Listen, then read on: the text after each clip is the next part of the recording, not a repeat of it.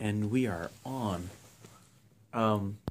Welcome to another session of On the Hot Seat with me, Hosam. And with us today, we have Raj Chahal, who is running for Santa Clara City Council, seat number 4. And as always with all of the On the Hot Seat interviews, I'm going to just give a really quick recap on the format, on the rules, and then we're going to jump straight into it. I think by now you might be, maybe you have or maybe you haven't seen other interviews, but let me just pull up here the format and the rules in case this is your very first On the Hot Seat interview. So the format basically is 3 parts.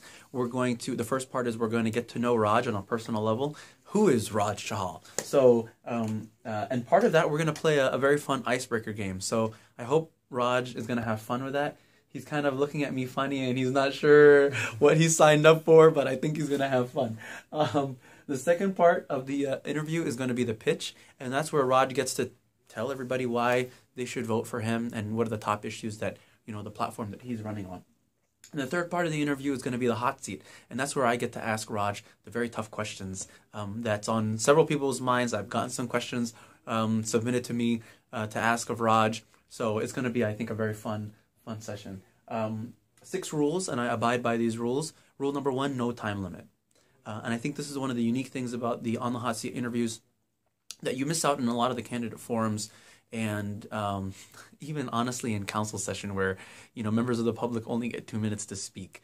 And so without a time limit, Raj can speak for as long or as short as he'd like and talk about his message, talk about, the things that concern him or matter to him. The second rule is that it's going to be a casual conversation. So, as part of the casual conversation, I may ask for follow-up, I may ask for clarification, I may challenge some of his ideas or probe further on some of them. So it's just going to be a very casual, friendly conversation between myself and Raj, and that basically keeps the conversation going. And then also, I think it's really fun. You're going to like it a lot. The rule number 3 is that Raj's opponent or opponents won't be here. And as you can see in all of the hot seat interviews and the size of this small meeting room, they aren't here. It's just myself and Raj here in the room. And rule number 4, there will be questions that are going to be specific to Raj. Now, there are going to be some shared themes, obviously for all people who are running for council races. But a lot of the questions that I'm going to be asking are going to be specific to Raj, things that he's, campaigned on or said in the past, or ways, that he's voted in the past, and we'll learn a bit more about, kind of his current role in the city. And so a lot of the questions are going to be specific to Raj himself. Rule number 5, the candidates can bring whatever material they want to use. In the case that, I ask a question and they want to, have some data or whatever. And I see that Raj has quite a bit of material, so he's very well prepared, and I think that's awesome. I mean, and again, all these rules that the candidates received beforehand. And rule number 6, this is probably one of the most important rules, probably after the time limit rule, is that the candidate will not be allowed to talk about his or her opponent. So Raj cannot talk about any of his opponents. I won't cut off her time. But I will interrupt and cut somebody off if they start to talk about their opponents.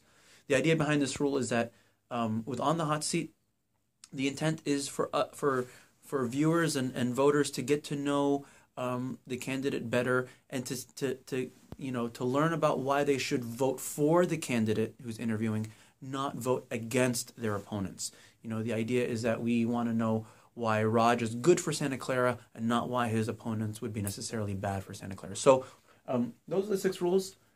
Before we get started, I do want to thank Clos.com. Clos is a startup company here in Santa Clara, and they've graciously allowed us to use this meeting room in their office. And I want to sincerely thank them for allowing us to use that. And I mean, especially with all the number of hot seat interviews, they've been very kind and patient with all of this. So with that, Roger, you ready? Yep. We're going to get started. So, how are you doing, Raj? Good. Good. Why is this not... Okay, there we go. It's focused. Raj. Who is Raj Chahal? Okay. I'm one of the ordinary residents of Santa Clara. I came to this country and to Santa Clara 21 years back with $500 in my pocket. And since then, it has been a great ride. The community has been great. I raised my family over here. I have two boys. My wife works with the Wilson Preschool. And two boys, both raised in Santa Clara Unified School District.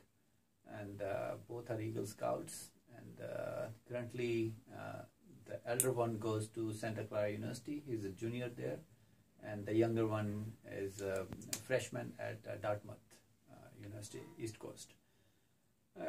Looking back, I never thought that 21 years back that I will be doing what I'm doing today. But it is sort of ongoing process. My younger son, he was very involved in the community. He somehow got involved into the civic duties and civic stuff. He became president of his elementary school, president of his middle school, and then secretary middle school, then kept on involving. And then all of a sudden, in 2011, I said, I don't have any right to ask him to do any more civic duties unless I do myself. That's funny. So in 2011, I applied for the Charter Review Committee. One where you were the current member of the committee, and I was on that in 2011. I was member, and the main purpose of that committee was to make sure the election process is able to bring minorities into the onto the council. How we can do that, and once you get involved, you get involved. Then I got... you can't get uninvolved. You cannot get uninvolved, basically, right? So then I got onto the International Exchange Commission for the city as an International Exchange Commissioner. And that was a learning experience. You get interaction with a lot of residents and got interaction with the sister city part of it, because the International Exchange Commission was overseeing the sister cities programs. In 2012, end of 2012, Teresa O'Neill got onto the Planning Commission, and they had two openings on the Planning Commission. And 2012, late 2012, early 2013, I applied for Planning Commission, and I got onto Planning Commission. And as I mentioned, because of International Exchange Commission, I also got involved into the sister cities. So I got involved in Sister City 2011, 2012, and since then the Sister Cities has been a great organization, and my involvement kept on growing. And Planning Commission, as you know, I'm on that. In between, once you get involved in the community, the people check you out. What are you doing? How are you doing? And they basically involve you more. And that's the beauty of this community. I do have a lot of respect for this community, where I have from $500 in my pocket to where I am today. I'm a co-founder of a hardware company. And basically, I had very tough time in the initial 2 or 3 years. Rather, if you go to my website, rajforsantaclara.com, I have my story over there a little bit. Check it out. 1 year, almost for 1 year, I babysit my elder son, because we were hand to mouth, but we never left our kids alone. And that was one of the primary things, that taking care of the kids was much important. And we, till today, me and my wife Daljit never left our kids in the daycare or something. They have been under our care, and that's very important to me. And we were hand to mouth at that time, but it was important to me. So, long story short, I worked hard, and I reached where I am today, but my involvement kept on going. After Planning Commission, we had a RDA issue, and the Northside Library was being sort of verge of closing. And I was asked if you can help us out to energize Northside Library fight. And I, along with my family, joined that. And we were so involved. Rather, my son younger one who was so involved in the community.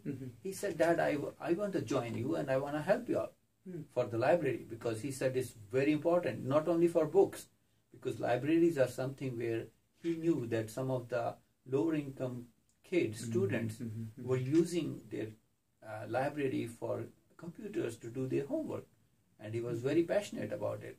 So he joined us, and he attended a lot of meetings with Bob, as then Assembly Member Bob Wikowski. We went to the county offices talking to supervisors and county supervisor offices, and he took a time off along with, he joined us. And I'm proud to say that he got Bob Wikowski's Young Youth Asia Pacific Leadership Award. I was visiting to see. And how old was he around that time? He was, I think, 14 or so. Wow. 14 or so, yeah. 14, I think. 14. And I was visiting Santa Barbara University to check out the university for my elder son. And I got a call from Bob Wikowski's staff.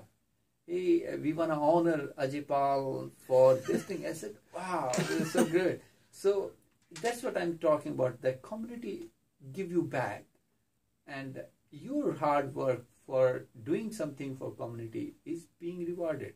And that's how my work has been rewarded, and what I do for the community. It gives you so much feedback, and that's give you a feeling of, hey, what can I do in return for this community?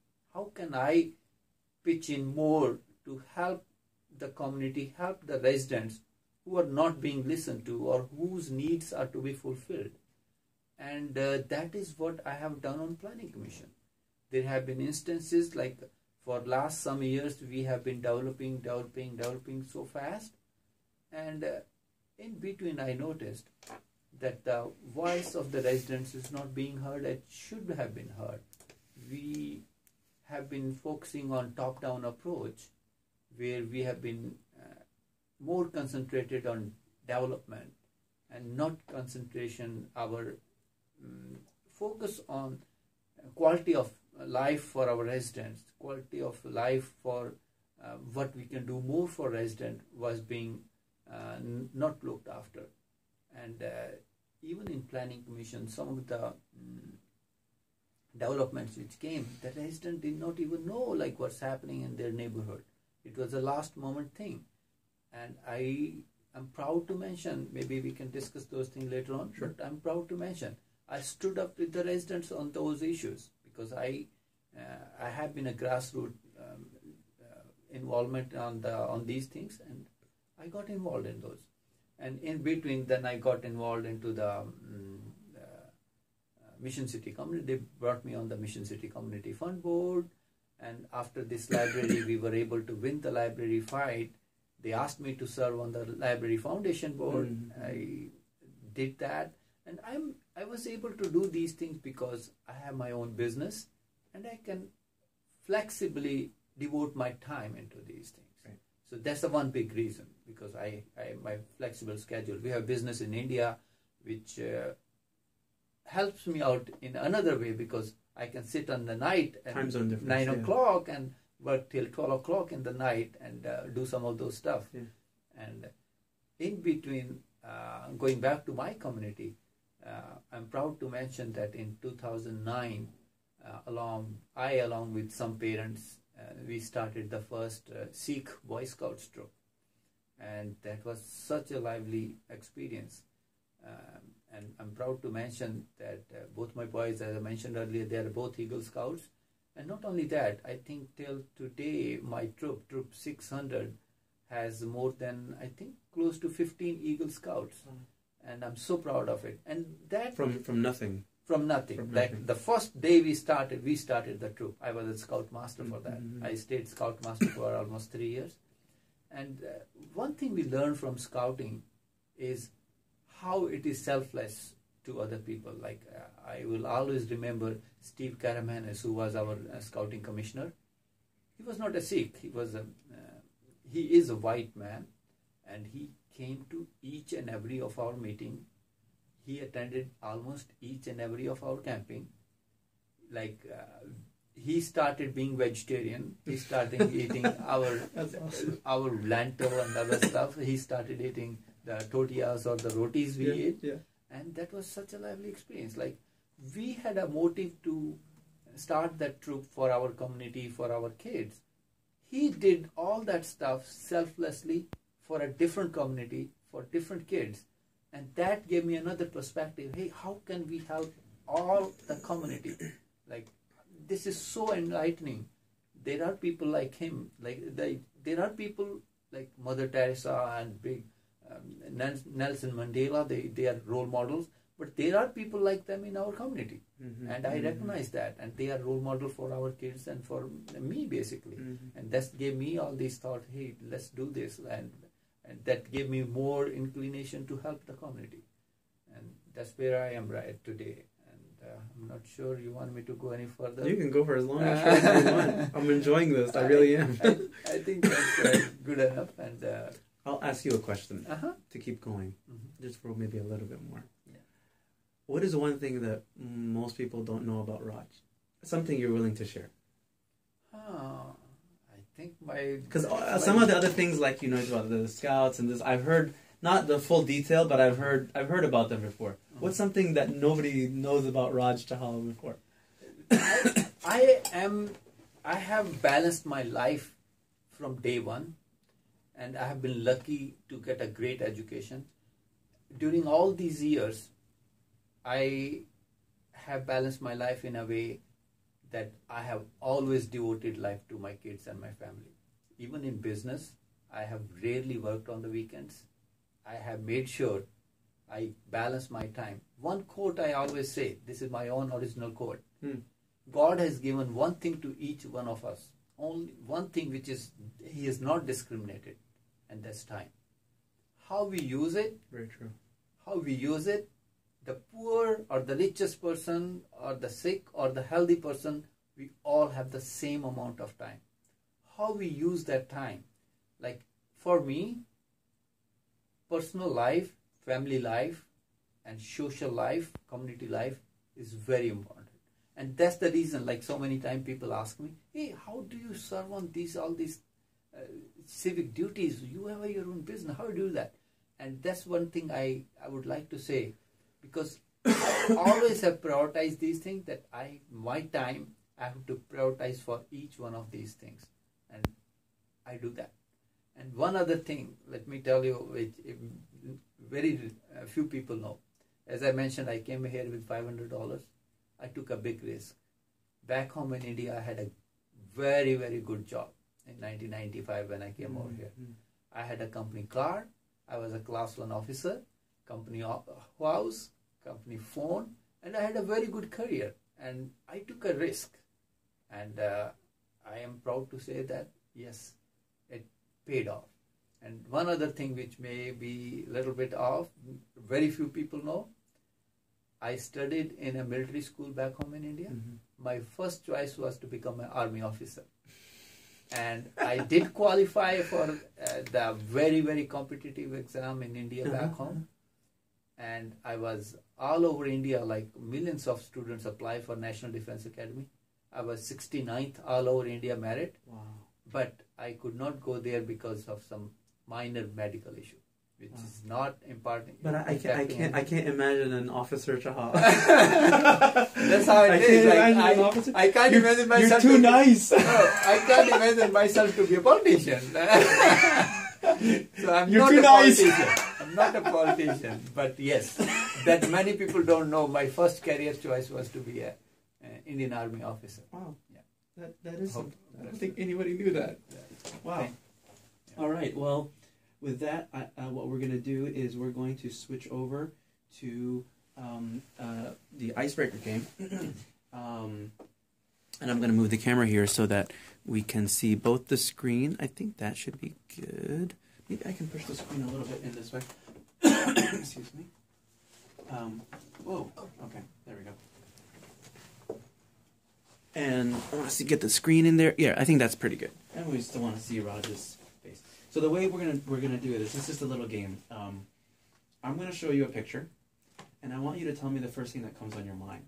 It doesn't have to be like a one word or one sentence, but you can elaborate. But don't think about what's the politically correct way to answer, right? Just tell me what's on your mind, okay? We're going to start with some really easy or non-relevant things just to kind of get you in the mode, okay? Let's start with this one. Save the culture. Yeah. Tell me more. One of us. No, tell me more. I mean, like you can elaborate. It's not just about like a sentence or a word or tell me, what are you thinking when you see the picture and it's a conversation, right? Okay. Have a conversation with me about just it. one No. That's why I want to practice with something like this. Yeah. Oh, okay. So this looks like original Indian and USA, and I recall my Camp High Sierra scouting camps. So you see like the side face of the Native American. Yeah. You don't see the person in the coat. Maybe. This one. Yeah. Okay. Now you see it now. Yeah. It's more to you. It's more prominent is the okay. Native American. Okay. Yeah. Okay. Let us.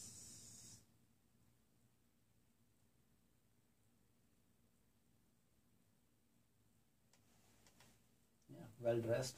Mm-hmm. It's formal. Do you know who he is? Actor.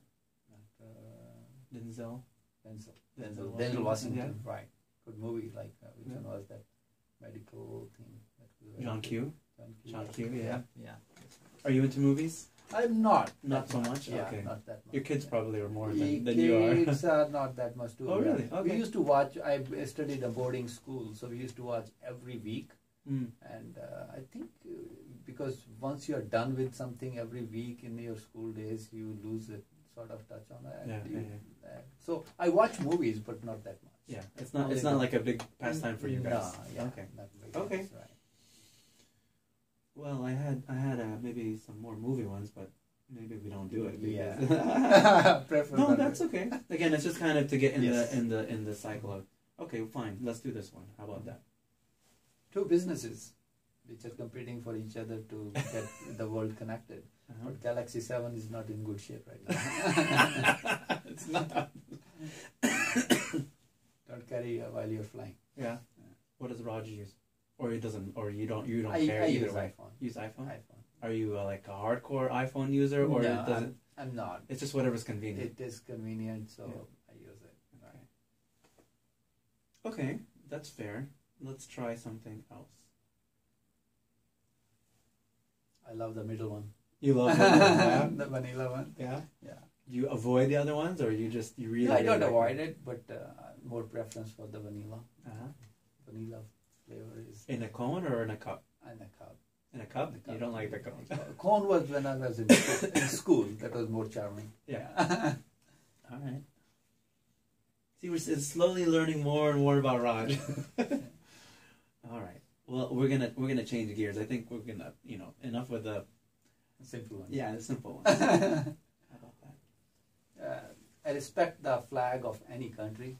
It's a symbol of our heritage, and we all should be respectful to not only to our flag but to the flag of each country. And this sort of symbol for each and every country they have. So I respect it. You're almost gonna be an officer. So the salute for you is okay. Let's change gears. Ready? Santa Clara, as it is today, and Levi Stadium in the middle.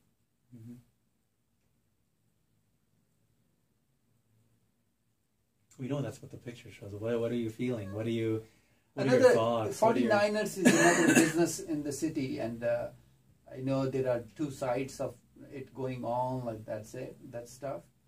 But at the end of the day, they are another business, and we have to make sure everything what city was promised gets it. And I know politically speaking, there are audits going on. Let's wait what the audit comes up with, and they have to comply with it. And hopefully we can sort out our sort of ambiguous contracts we signed with them. I think we signed with them a little bit ambiguous contract which people are not understanding. But we have opportunity to sit with them and sort out if there are ambiguities and make sure the things go fine for next 30 plus years, because it's a long marriage, and we cannot keep on fighting with our tenants who are there for next 30, 40 years. So, but at the same time, we cannot pass on too much of benefits, which I think we gave them too much benefits, like giving them 11 acres or a training facility for peanuts, like $2,000 a month. So they have to recognize that this community has given them so much, so they have their own moral and social obligation towards our community. And the one thing which was not right on their part, trying to grab the soccer park. I fought for soccer park the way we did for library. I did fight. My son, we all spoke for that. We all gathered people for that. Youth leadership, youth games opportunities, providing youth venues to build up their skills as well as mental skills on the field is very important. Like we cannot, that does not mean that if somebody has a bigger team, they can take that thing from the kids. No, that's not right. So I was very much against the soccer part, grabbing from the 49ers, and glad we did not and they could not. And they have to play fair.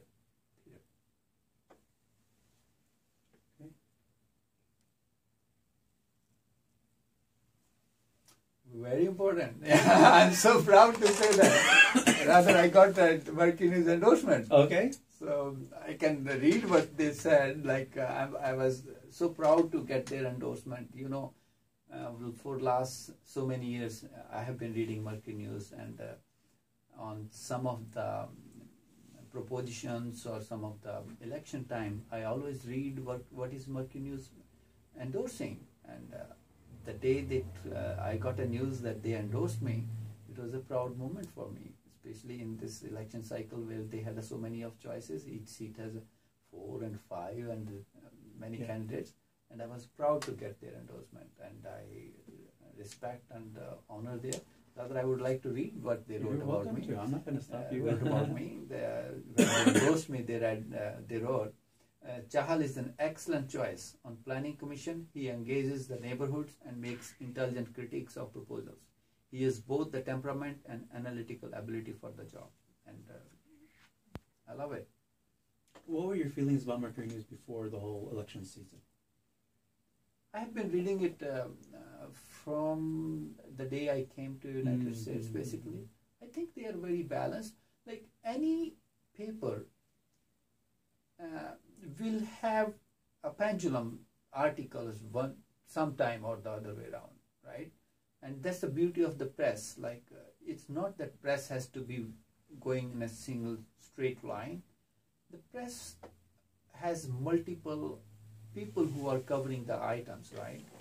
So some of the articles may be to your liking, to your line of thinking, but some of the articles may be not to your liking, not to what your philosophy is, but we have to respect those. And that's what the beauty of being a human being is. We have a brain which we can analyze. We have to, like we have 2 ears and 2 eyes. So what we read, what we hear, it's not that we should not hear what is not according to my line of thinking. We have to analyze, we have to listen to all these things and then make a judgment on it. And we should be ready to discuss our difference of opinion. And that's the one thing I learned from my kids who are born and brought up in this country. They have a much different perspective of the way thinking perspective versus us. I was born and brought up in India. Most of my education was in India. But their perspective, and that's the beauty of this country. like a freedom of speech, freedom of discussion. And if we close our mind that he's opinionated on that, that's not good.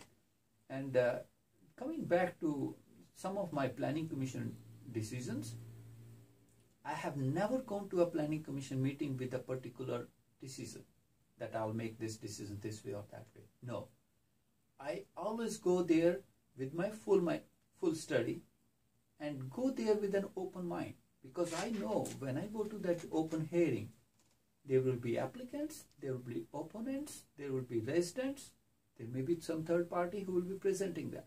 There will be staff presentation and there will be question and answer session.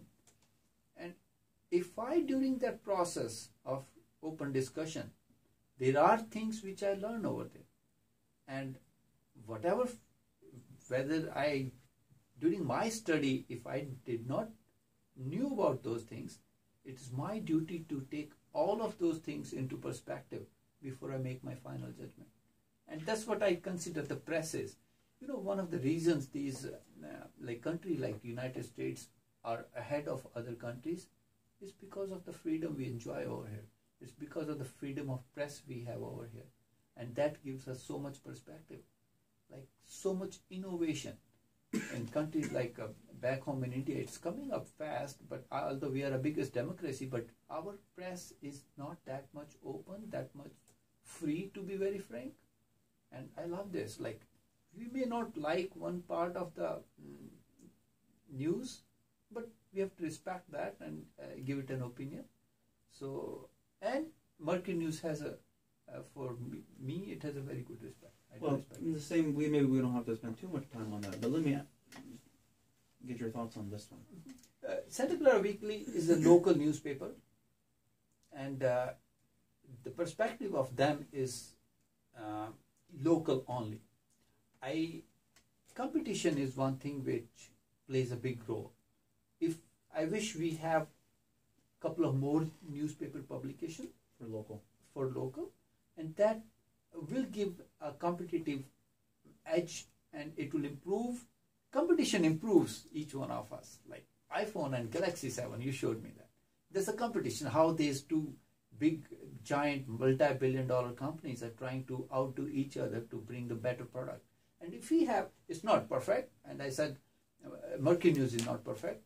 They give articles which may not be to my liking, to my philosophy. But do I say they're a bad publication? No. Weekly, yes, it's another publication. I may not like all their all their articles, but yeah, it's doing some community service over here. At least we don't have any community newspaper. It's doing that community service. So, but if we have another one which can which can make these two publications better, I would love that. Have you seen the newspaper that came out yesterday from the weekly? Yes, I have. What are your thoughts? My thoughts are the whole political process as such is getting very nasty, and I'm not that type of candidate or that type of a resident, because ours is such a small community, and at the end of the day, this political process will be over on November 8th. We'll be there for another 2 years before the election comes back again. We have to be very diligent and very positive thinkers on this thing. I have run my campaign on a very positive note. I have not criticized any of my opponents, or rather I try to use not an opponent word, I try to use my co-candidates, and we should not be where we are from both the sides. I'm not trying to put the ball in one court. On both the sides, I think it's not good for Santa Clara politics. At the end of the day, the residents have to decide about the candidate, about his background, about what he has done in the past, what they think he will do in the future. So the third party influences are not good for any political system. And that's the reason at the national level, at the state level, at the local level, we need a big campaign finance reforms. What happened to Bernie Sanders? Like, imagine those things. Like, we need a big time campaign finance reforms. which can take care of some of these issues. Like people blaming pack A, people blaming pack B, and pack is A is good, pack B is bad, for somebody else pack B is good, pack A is bad. This will keep going if we do not have good campaign finance reforms. And for me, as I said yesterday, I'm not running this election for any packs. Not pack A, not pack B, not pack X, not pack Y. I'm running this election for the residents of Santa Clara. My judgment, my decision on the dais, whether as a planning commissioner or as a council member, will purely be issue-based. I am not influenced by any of these third-party packs. I have been very independent. My track record shows that. Very independent, very analytical. I'm blessed to have education, like I did my master's in physics, I did my MBA in finance and marketing, and that has given me a lot of analytical skills. And I can analyze some of these issues from multiple angles, from the resident angle, from the financial angle, and that's where I stand. Like I can talk only about me. If anything comes up for a vote on the council or on the planning commission, I just vote on the issue based. What is the issue? How it will impact the city? How will it impact the residents? Is it according to the books? Is it according to the ordinances we have? So I don't try to legislate from the bench over there. No, I will use my very independent thing. And to that matter, like if there is something which is pertaining to, even if my kid or my wife or my family is over there, that does not matter, although I'll recuse on that sense. But assuming I will never make a judgment based on that. I'll make a judgment exclusively on the issue based, how the issue is and what do I think on the issue from my head and heart. Both head and heart, that is more important to me. You touched on this a little bit. I wanna get your thoughts on this next picture here.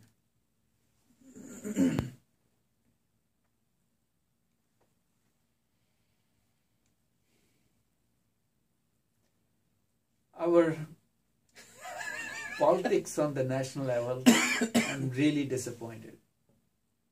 So it's not like the biggest #1 country in the world have a choice of presidential candidates where we are today. I'm disappointed with that. And that shows us somewhere that our political system is a little bit broken, whether it's from the party primary point of view or something, it is broken. And I come back to the part of it is the campaign finance reform, like how we pick up our candidates and how the dominance from the two political parties is sometimes not a good idea. And an independent or third-party candidate do not have a chance in such scenarios, but we are where we are, and we have to pick one candidate for a president. So we pick one of them. So, but I'm not happy with the choice we have, to be very frank. I wish we had a better choice.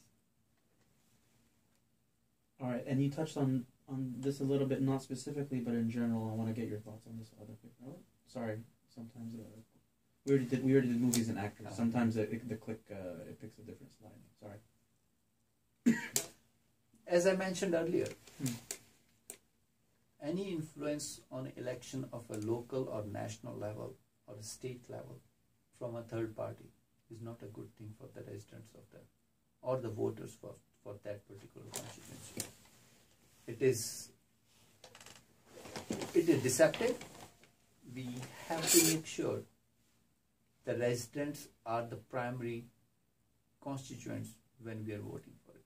And that brings me to another question. Like, one of my goals is to involve the community. Informed voter is a very, very important thing for me. I go back to this example I talk sometimes, many times rather. India has low literacy rate than the United States. It has people do not get 3 meals a day. Our roads are not good. Our facilities are not good. But the percentage of voting in India in the last election was around 84%. Wow. And it's not only that, not only percentage, let me tell you. It's how informed the voters is. Like over here, incumbents. Oh, I'm incumbent. He or she is an incumbent. It carries lot of weight while we are going for elections. They consider themselves, oh, I'm an incumbent, so I'm sure to win that. In India, it's opposite. Because when an incumbent is going for election, all the voters, they try to find out what he or she has done in last 4 years. And it is rather in India, it's opposite. It's the anti-incumbency. Most of the time, it's the anti-incumbency. Incumbents get not that much chance of winning the election as the unless they have a very good track record. Unless they have very good track record. So these things will prop up, keep coming again and again. Blue packs or red packs or whatever you want to call them, or all these packs, to be very frank. But my idea is our voters should be more informed about what is good for the city, what is good in this particular candidate. Is he a candidate who is really good for the community, who is really thinking on the lines of what the community needs, what the voters are trying as a representation on the council. That's more important. And that is how we can involve the residents. I have that, mentioning that inform, consult, and involve. Like we have to involve these residents into this process, and that's very important. Like yesterday, we were at a Portuguese forum, right? I was so happy so many Portuguese came over there. We don't have that many people on a city hall or a planning commission meeting, and that's somehow defeating the purpose.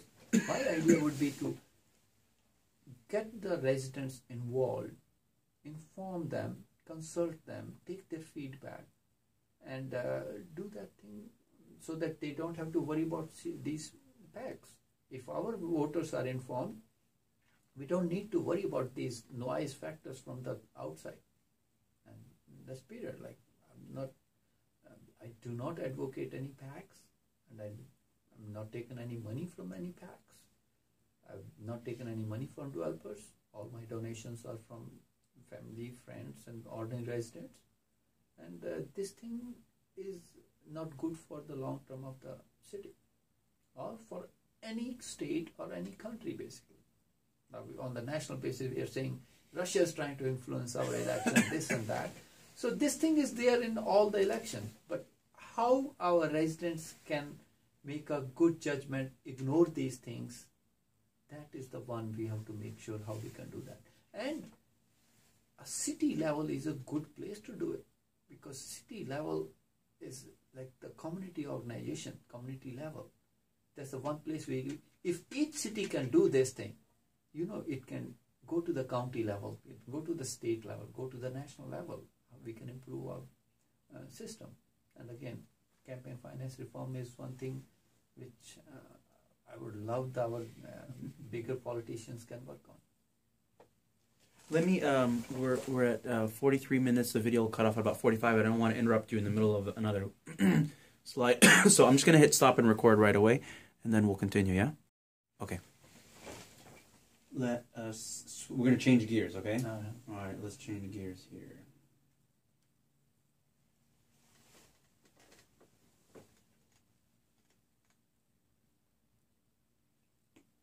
Are you familiar with this picture? I think it's maybe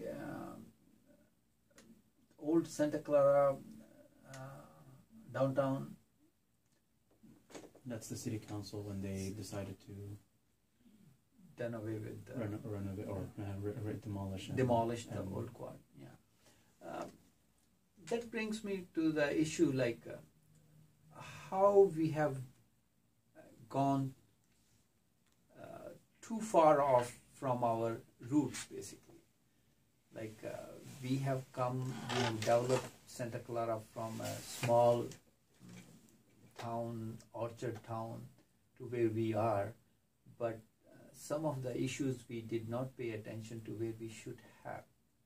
Like we demolished our old downtown, we demolished part of the history, and we did not pay focus on how we can revitalize that. I remember like each and every election, you ask candidate a question, hey, that's my top priority, I will build downtown. I've been hearing this for a long time. But what happens? When the election comes, we energize this thing again and again.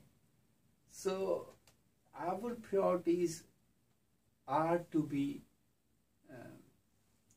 like really put in place. Like what we are trying to do. Are we? Is it only that development? Like we approved $6.5 billion related project, basically from the process of planning to that thing within less than 90 days. And we could do that. And how come we are not able to do this thing in so many years? I think it's the will. We don't have a will to do it. The council do not have a will to do it, period. I'm happy that Franklin Mall Street, that street on the side of Santa Clara University was taken, bought out by Santa Clara University, and that will be a good pathway, and they're trying to develop it very well. And we have all the easement rights on that. So I think that's the first step. And we should pay attention, and we should bring up our old small town feeling back to make our old quad and the resident happy with something which is not too fancy like Santana Row or related project. But I'm all for it. And I think the council and the leadership should focus on that. We should do that.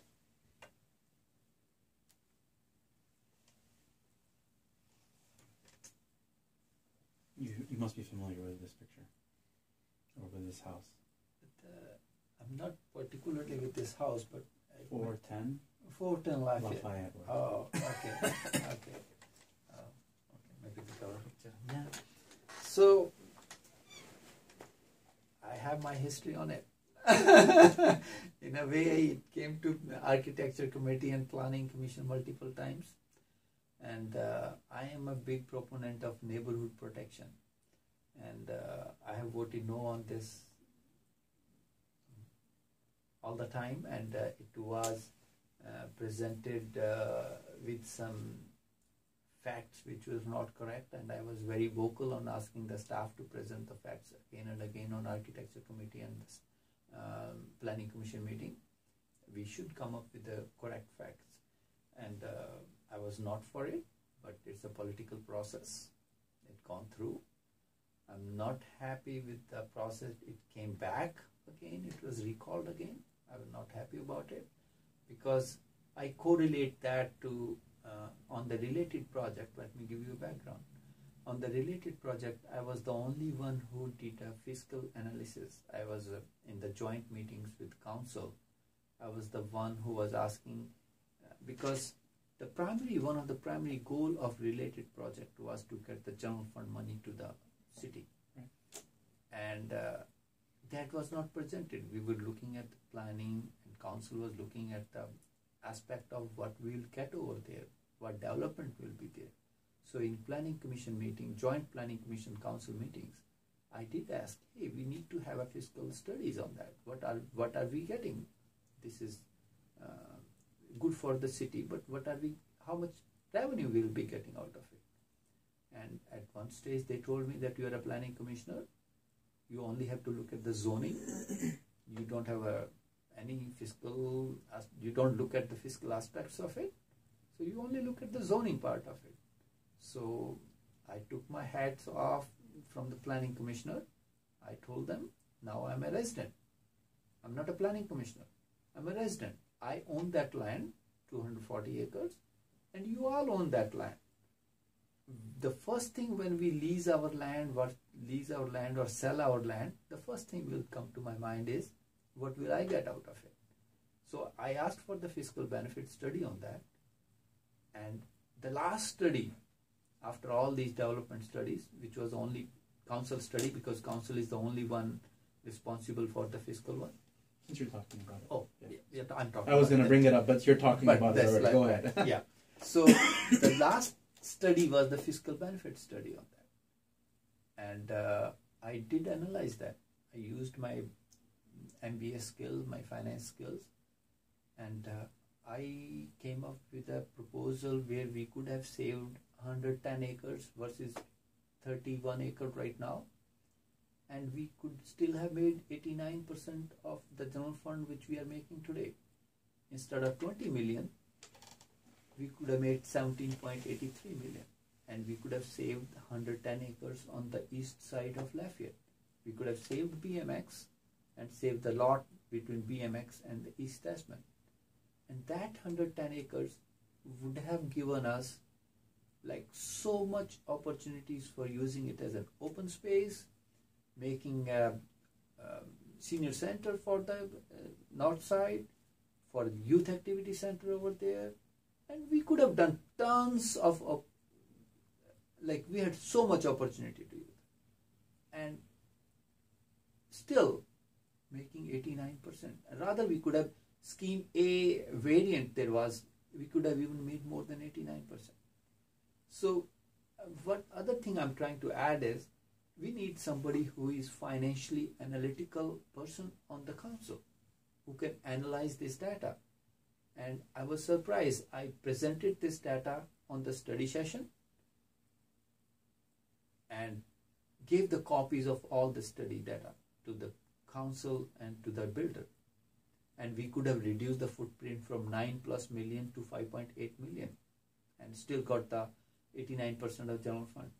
And then before the council hearing, I wrote an email to all the council members, mayor and council email, as well as to all individual council members.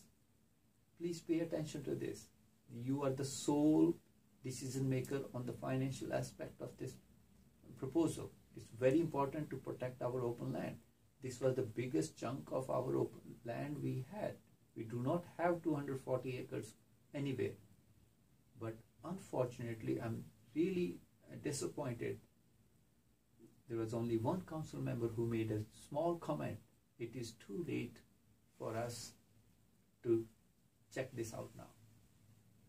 I'm so surprised. We can bring back 410 Lafayette for a decision, and we are not able to analyze this data which I submitted, which could have saved us 110 acres, and we would still made 89-90% of the revenue, and we are not discussing that. We are not bringing it back. If I were a council member, I would have asked my staff. If as a council member I do not have ability to analyze the fiscal data, I have a staff. I would have given that data. Hey, this is what Raj has sent us. Give me feedback. I gave them a week, more than a week, 10 days before the meeting. They should have asked the staff, what is wrong with this thing? Why aren't we doing what Raj is asking us? I would have loved to be proved wrong, which I don't think I am wrong. Because I talked to the developer, developer said, Raj, why are you trying to reduce our footprint from 9 million to 5.8?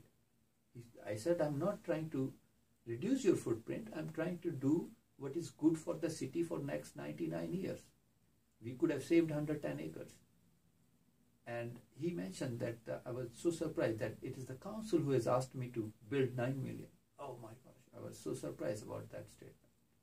So I'm not trying to be negative on that, but the thing is, we need analytical persons who can make judgment on all aspects of these type of development.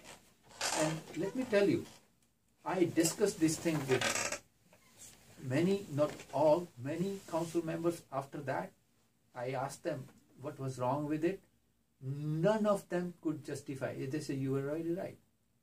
And they could not justify why they did not look at it. They agreed to the analysis, but they did not make a judgment. I'm not sure why they did not do that. And that's, it's really hurting to me. And I may add, if this land belonged to any one of them individually, they would not have made this decision what they have made today. They would not have made it. They would have looked at my study and then said, hey, I can save my 110 acres, and then let me save it 110 acres and let me do the smaller project. And smaller project in a way would have been better in a sense, but it would have reduced some traffic impacts on the north side, and probably San Jose would not have sued us because the footprint would have grown from 9 plus million to 5.8 million, and we would have been much better shape. And down the line, 10-15 years, the 110 acres I'm saying, it would have given us almost the same amount of, more than 50% of the revenue what we have, because it was closer to what the already developed development. It would have given us so much revenue in 99 years. I'm upset with that fiscal decision on that. I think maybe we'll do a couple more pictures, okay? Some maybe on the same kind of, the same along the same thought process. Town Center is Benton and El Camino, Irvine project. Irvine project. I know there's so many town centers. I know. I get, even as a planning commissioner, you get them more than you. So, this is a project which is to my liking. Like, it is a mixed-use project where we have millions of square feet of office, retail, and housing rentals over there. And I have opposed so many of high-density housing. I would say inappropriate high-density housing, which is closer to the single-family resident right in their backyard. I have opposed a recent one, Moonlight Bowling Alley. I was one of the vocal ones, which is within 10 feet or 15 feet of single-family houses, you are building 5-story housing. And then I opposed Irvine project on the next to university for the old quad because they were asking too much density. Right? This one. This is not old. Yeah. Is this the one? Yeah. This is the one on Benton and El Camino. Oh, sorry. Yeah. I thought this is on the Bowers and... oh, no, that's Santa Clara Place. Santa Clara Place. Santa Clara Place. I'm all favor of Santa Clara Place. So this one, coming back to this one, this is the project where they were trying to do a density of 70 to 80 dwelling units per acre, which is beyond our general plan. And that's the reason, one of my priority is, as a planning commissioner, I hear this so much. Okay, we will do plan development, and plan development is what is not being covered by our general plan currently, the zoning or the density or whatever, and they bring that up. So our general plan needs a review ASAP. We have developed so much in last 3-4 years, and we are trying to legislate or trying to change the general plan sitting on the dais as a planning commissioner or as a council, which is not good. General plan is a document which is long-term document, is a living document, and it is a roadmap for our residents. They are able to see it. Hey, what is coming up in my neighborhood in next 5 years, 10 years, 15 years, 20 years? And if we try to change that in a second on the dais, that's not good. It means we are not informing our resident what needs to be done, how we are making the changes. So this plan initially submitted was with 385 dwelling units on that particular project, and which was much beyond the our general plan guidelines. And I did ask them to reduce it to 200, I think, if I'm not mistaken, 215, which was 50 plus 10% variance, additional bonus, 55. And I was for that. And I was very vocal on reducing the heights on the sides of Old Quad, 2 sides, which was towards the neighborhood, not towards the El Camino and Benton side. So I did request in my planning commission hearing, please reduce the height on that and let's scale it back to what is our current general plan. It says 200, I think 215 units, if I'm not mistaken. So instead of 285 or something. And I was surprised that developer said, hey, we started with 400 some units and we already reduced to 285. and now we are reducing, we can't do any more. So my logic was, you can start with anything you want to. You can start with anything. You can start with 500, you can start with 1,000. I have to look at what my book says. I have to look at my general plan. I would look at whatever the guideline says. I have to adhere to that. And that's the reason I opposed this plan. I wanted them to adhere to the general plan guidelines and make sure the old quad people who were very much opposed to this thing on the two sides because of the height and the neighborhood protection point of view, I opposed it. And surprisingly, they were not ready to listen to me on planning commission. But when they came to council, they came up with the same plan which I was proposing them. Things changed. 215? 215. They came up with this. They already reduced to 250. And I think I made a difference. Because even though I was a minority on the planning commission, I made a difference because I energized the residents. I put some facts in front of the meeting that we cannot do that. This is not as per the guidelines. And when they came to the council, they came up with the same plan which I was asking. And one more thing, as a planning commissioner, I got it late now. We should be able to ask these developers about their fiscal studies. Some of these have a point blank. They will tell you it's not fiscally possible for me. We should, as a planning commissioner, I would love to ask them this question. And I think planning department is working something on it because the latest consultant who came, she did mention, yes, you can ask fiscal questions. That's part of the approving process. And I would love to do going forward. I would love to ask that question. I don't want an excuse from a developer that it's not fiscally possible to reduce or adhere to our current guidelines. No, that's not right. So they have to give some justification why they are increasing the density. But the project got approved by the council. What I wanted, 215, 230, whatever units was, it got killed because of the affordability housing component. It did not get killed because of the approval process. I think it got killed because they do not want to provide the affordability component of that. That was the main reason it got killed. This last one is probably quick because you did talk about, you talk about Moonlight Lanes. This one is not necessarily Moonlight Lane. This is 1890 El Camino. That's the one next to the McDonald's, Yes. next to Pierce and Clay Street. Right. So this is very recent. And sorry. okay, this is very recent. And again, I'm so proud of what the decision I made on this one. So this is 1.5 acres, 58 condominium units, right on the corner of, like behind McDonald's, corner of Pierce and El Camino. Mm-hmm. When this came to me, as a planning, all the material came to me, I went to the neighborhood. I usually, almost 99%, I do go to the places where the development is going on. I make it a rule that I should go visually check do my homework. Rather, my wife tells me you are back in college because I don't sleep up to 1 o'clock or 2 o'clock studying that material.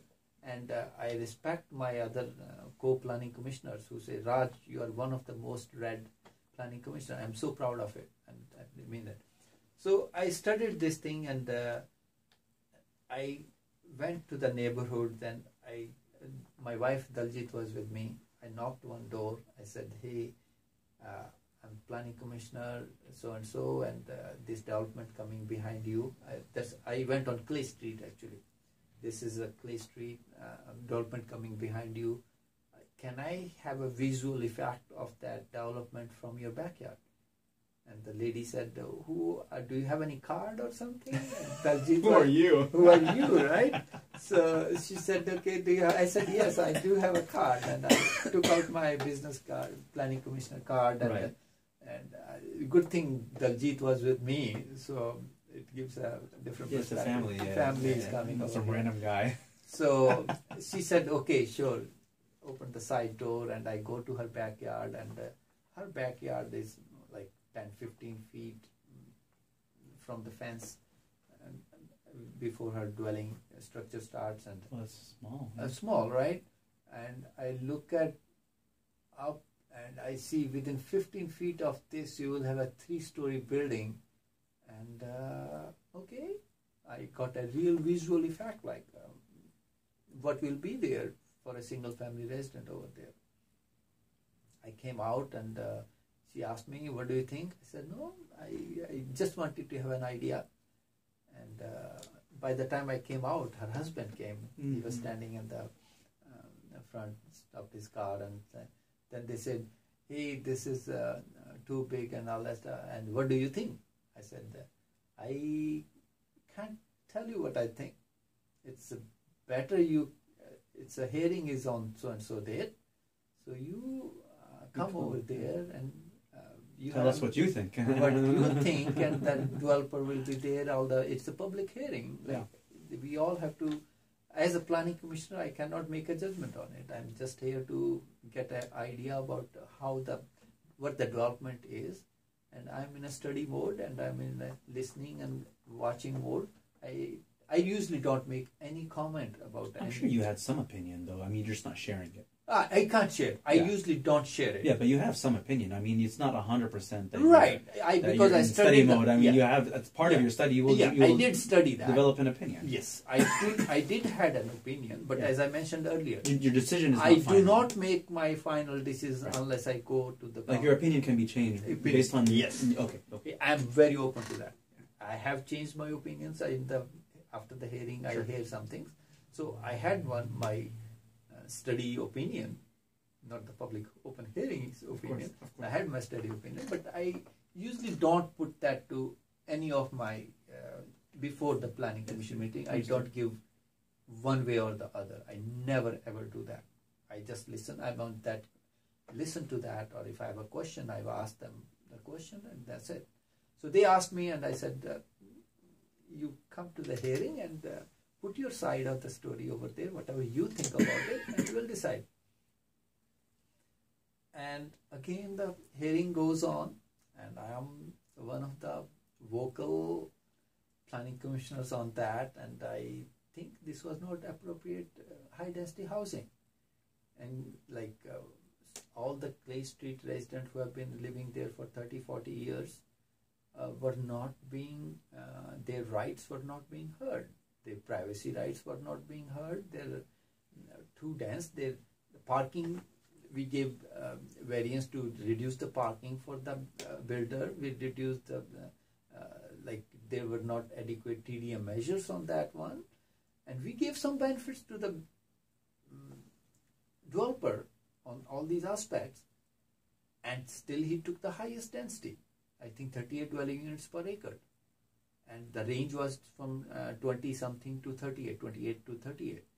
And I did ask developer, hey, can you take off the 3 or 4 units which are on the back side of the townhouse, right adjoining the they were condo units, selling condo. I asked them, can you take those off or make them a 2-story, and happy, joy, there will be. The residents will Those be were the happy. ones that were close to the property close line. to the Clay Street. Yes, on the back side. The I said, front El Camino, yeah, we can. It's okay, not that bad. Things are changing, city is changing. That's not a problem. But on the back side, please reduce it, or you can take a density. Come between. Like we are giving you so much benefits on the other, your parking and other stuff. Why don't you come in between somewhere 28 and 38 and reduce it to 30 or something, and let's make it work. They said, no. Developers are so adamant, like they said, no, it's not doable. That's the only thing we want to take. And I was not happy with it, and I spoke what I think what the natural resident would have demanded as such. And I did not vote on it. I was in minority. It gone through planning commission, but I was in a minority on this one. I think 2 people, probably 2 of us didn't vote on it, but for sure I didn't vote for on it. And good thing is, like with my being very vocal and vocal in a sense, very analytically vocal, I get a email from planning commission within, I don't know, within a week. hey, some of the residents from the Clay Street and PS Street want your contact info. They want to talk to you. This from planning department or from planning Planning commission? department. Oh, planning department. Planning You department. mentioned commission. Yeah. Yeah, planning department. They want to contact you. Can we give you and these are the people. This is the lady who want to contact you. Should I give? If you want to contact, or we can give you a contact. I said, okay, no problem. I'll contact. They already had that email, and I think it was Catherine. I forgot her. Catherine was there, and she said, you were the only planning commissioner who understood our needs, who understood the needs of the resident and how it is going on. And I'm so happy you fought for us over there. And I did not even know any resident on that street before I went for this building, except that lady I met whose backyard I went to. And that gave me the perspective, hey, I'm fighting for the residents. It's not that I have to know the resident where I have to fight for them. No, it's not that. I have to fight for the resident because I'm the link between the residents and the planning department as a planning commissioner. I have to look for that link, how we correlate those things. I'm not a technical guy. I'm not an architect or I'm not a building engineer, but I can think logic, common sense. And they invited me. They said, okay, how can you guide us? And I said, okay, I will be more than happy to. I sat with them and I gave them all the details. These are the things you should talk to council. And I told them, involve yourself. Unless until you go there in numbers, you will not be heard. And actually I put, not only that, while this hearing was going, there was another hearing for South Sofna residents. It was a Subaru development. And there were so many residents sitting over there. And they also Raj was the only one who was talking about this thing.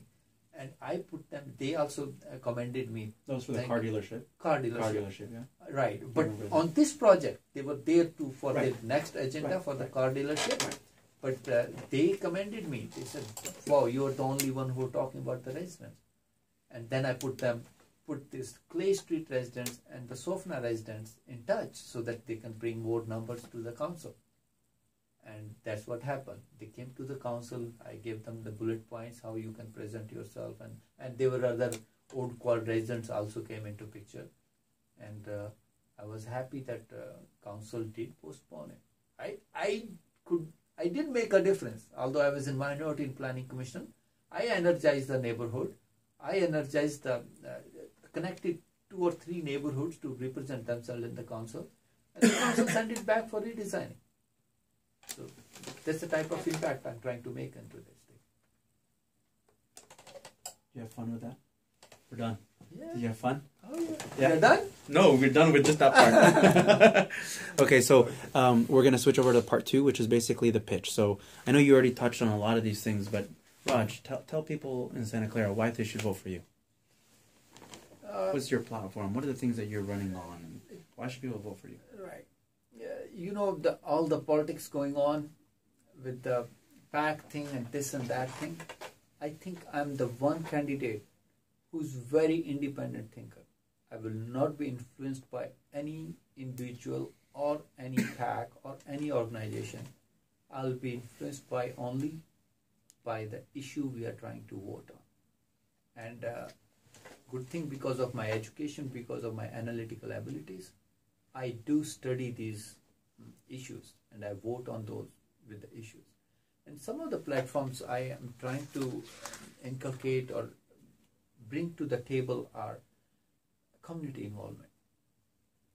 Unless and until, like I read some studies in British, like how they improve the government of smaller cities or civic bodies by involving the community. Like the 3 things I've been talking: inform, consult, involve. Our top-down approach has to stop. Like developer coming right away and giving all the plans and staff approving all the plans coming to planning commission without taking adequate input from the neighborhood is not working. As soon as the developer comes, we have to send him back to the neighborhood and ask him to take a feedback from the neighborhood. Hey, this is what I'm trying to do over here. What do you think? Take a feedback from the neighborhood. This is good, this is bad. Take their feedback, incorporate their ideas into the development, and then come up with a solution. Then come up with a, instead of planning commission sending it back, and by that time developer say, hey, I already spent millions of dollars on that. No, don't spend that million. Take an opinion, consult the resident, inform them. And that's big for me. I am trying to make this thing a big agenda on the council in a way, because when was the last time a council member has gone to the community to hear about them? I know Council Member Teresa O'Neill is the only one who's trying to hold a monthly meeting with the community. I want, like, you can check on my website, rajforsantaclara.com. I have projected that. I want to divide the city into 7 geographical areas and give each geographical area like 6 council members and a mayor. That's how I'm dividing 7, total 7. Each month, 1 council member will go to one geographical area into their neighborhood, not sitting in the council, not asking neighbors or residents to come to the council chamber or something. No. I, as a council member, will go to that geographical area and talk to the residents. Hey, what is going on? What is your issue? What are your issues over here? Listen to them. And some of these issues are very simple. Let me tell you, very, very simple. Zebra crossing is not there. Stop signs is not being followed. Or overdevelopment. They are not as simple as I'm talking other ones. But go there every month. Take a staff with you. Let's say I take a city manager with me or building department person with me. Take those staff over there. Go to the community and try to solve their problem and get a feedback from them. And as we are not a seat, geographical seat, after 6 months or so, the council member A goes to the next geographical area. So they rotate. Nobody owns a particular geographical area. But every month, go there. You know, our council budget is 400 some thousand. Out of that, majority of it is on the staff who is helping the council.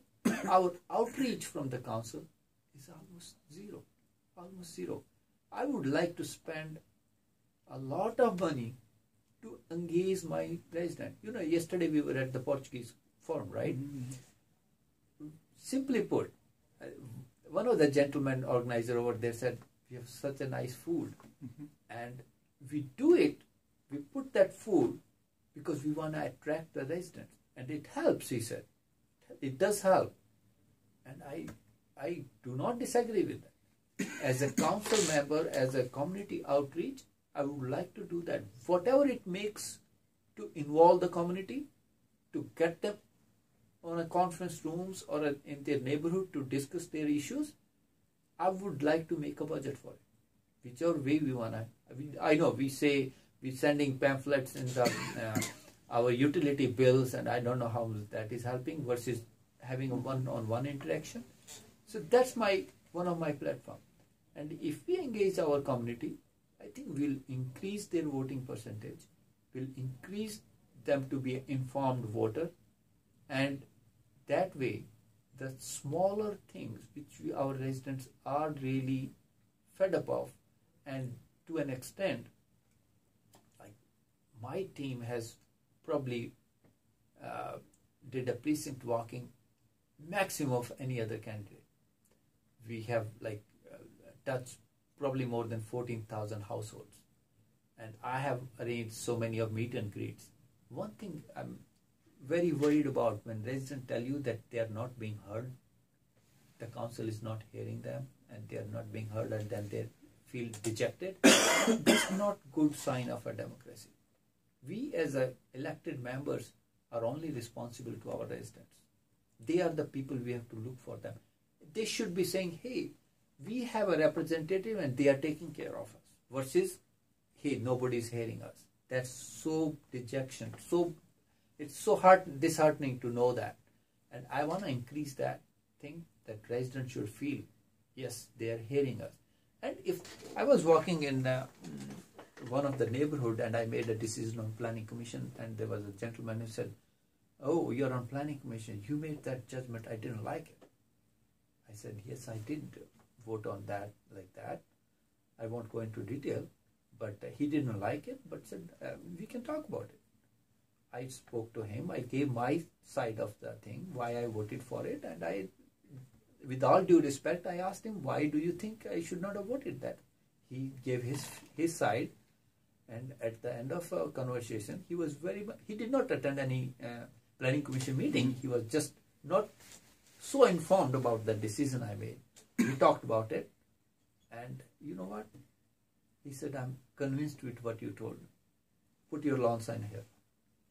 And that's the type of, like, we have to inform them. We have to hear them. We have to, and this participation of residents in planning commission meeting and council meeting is a good thing. But going back to them in their backyards, in their houses, in their community centers over there, that's much more important. And that's one of my highest agenda point.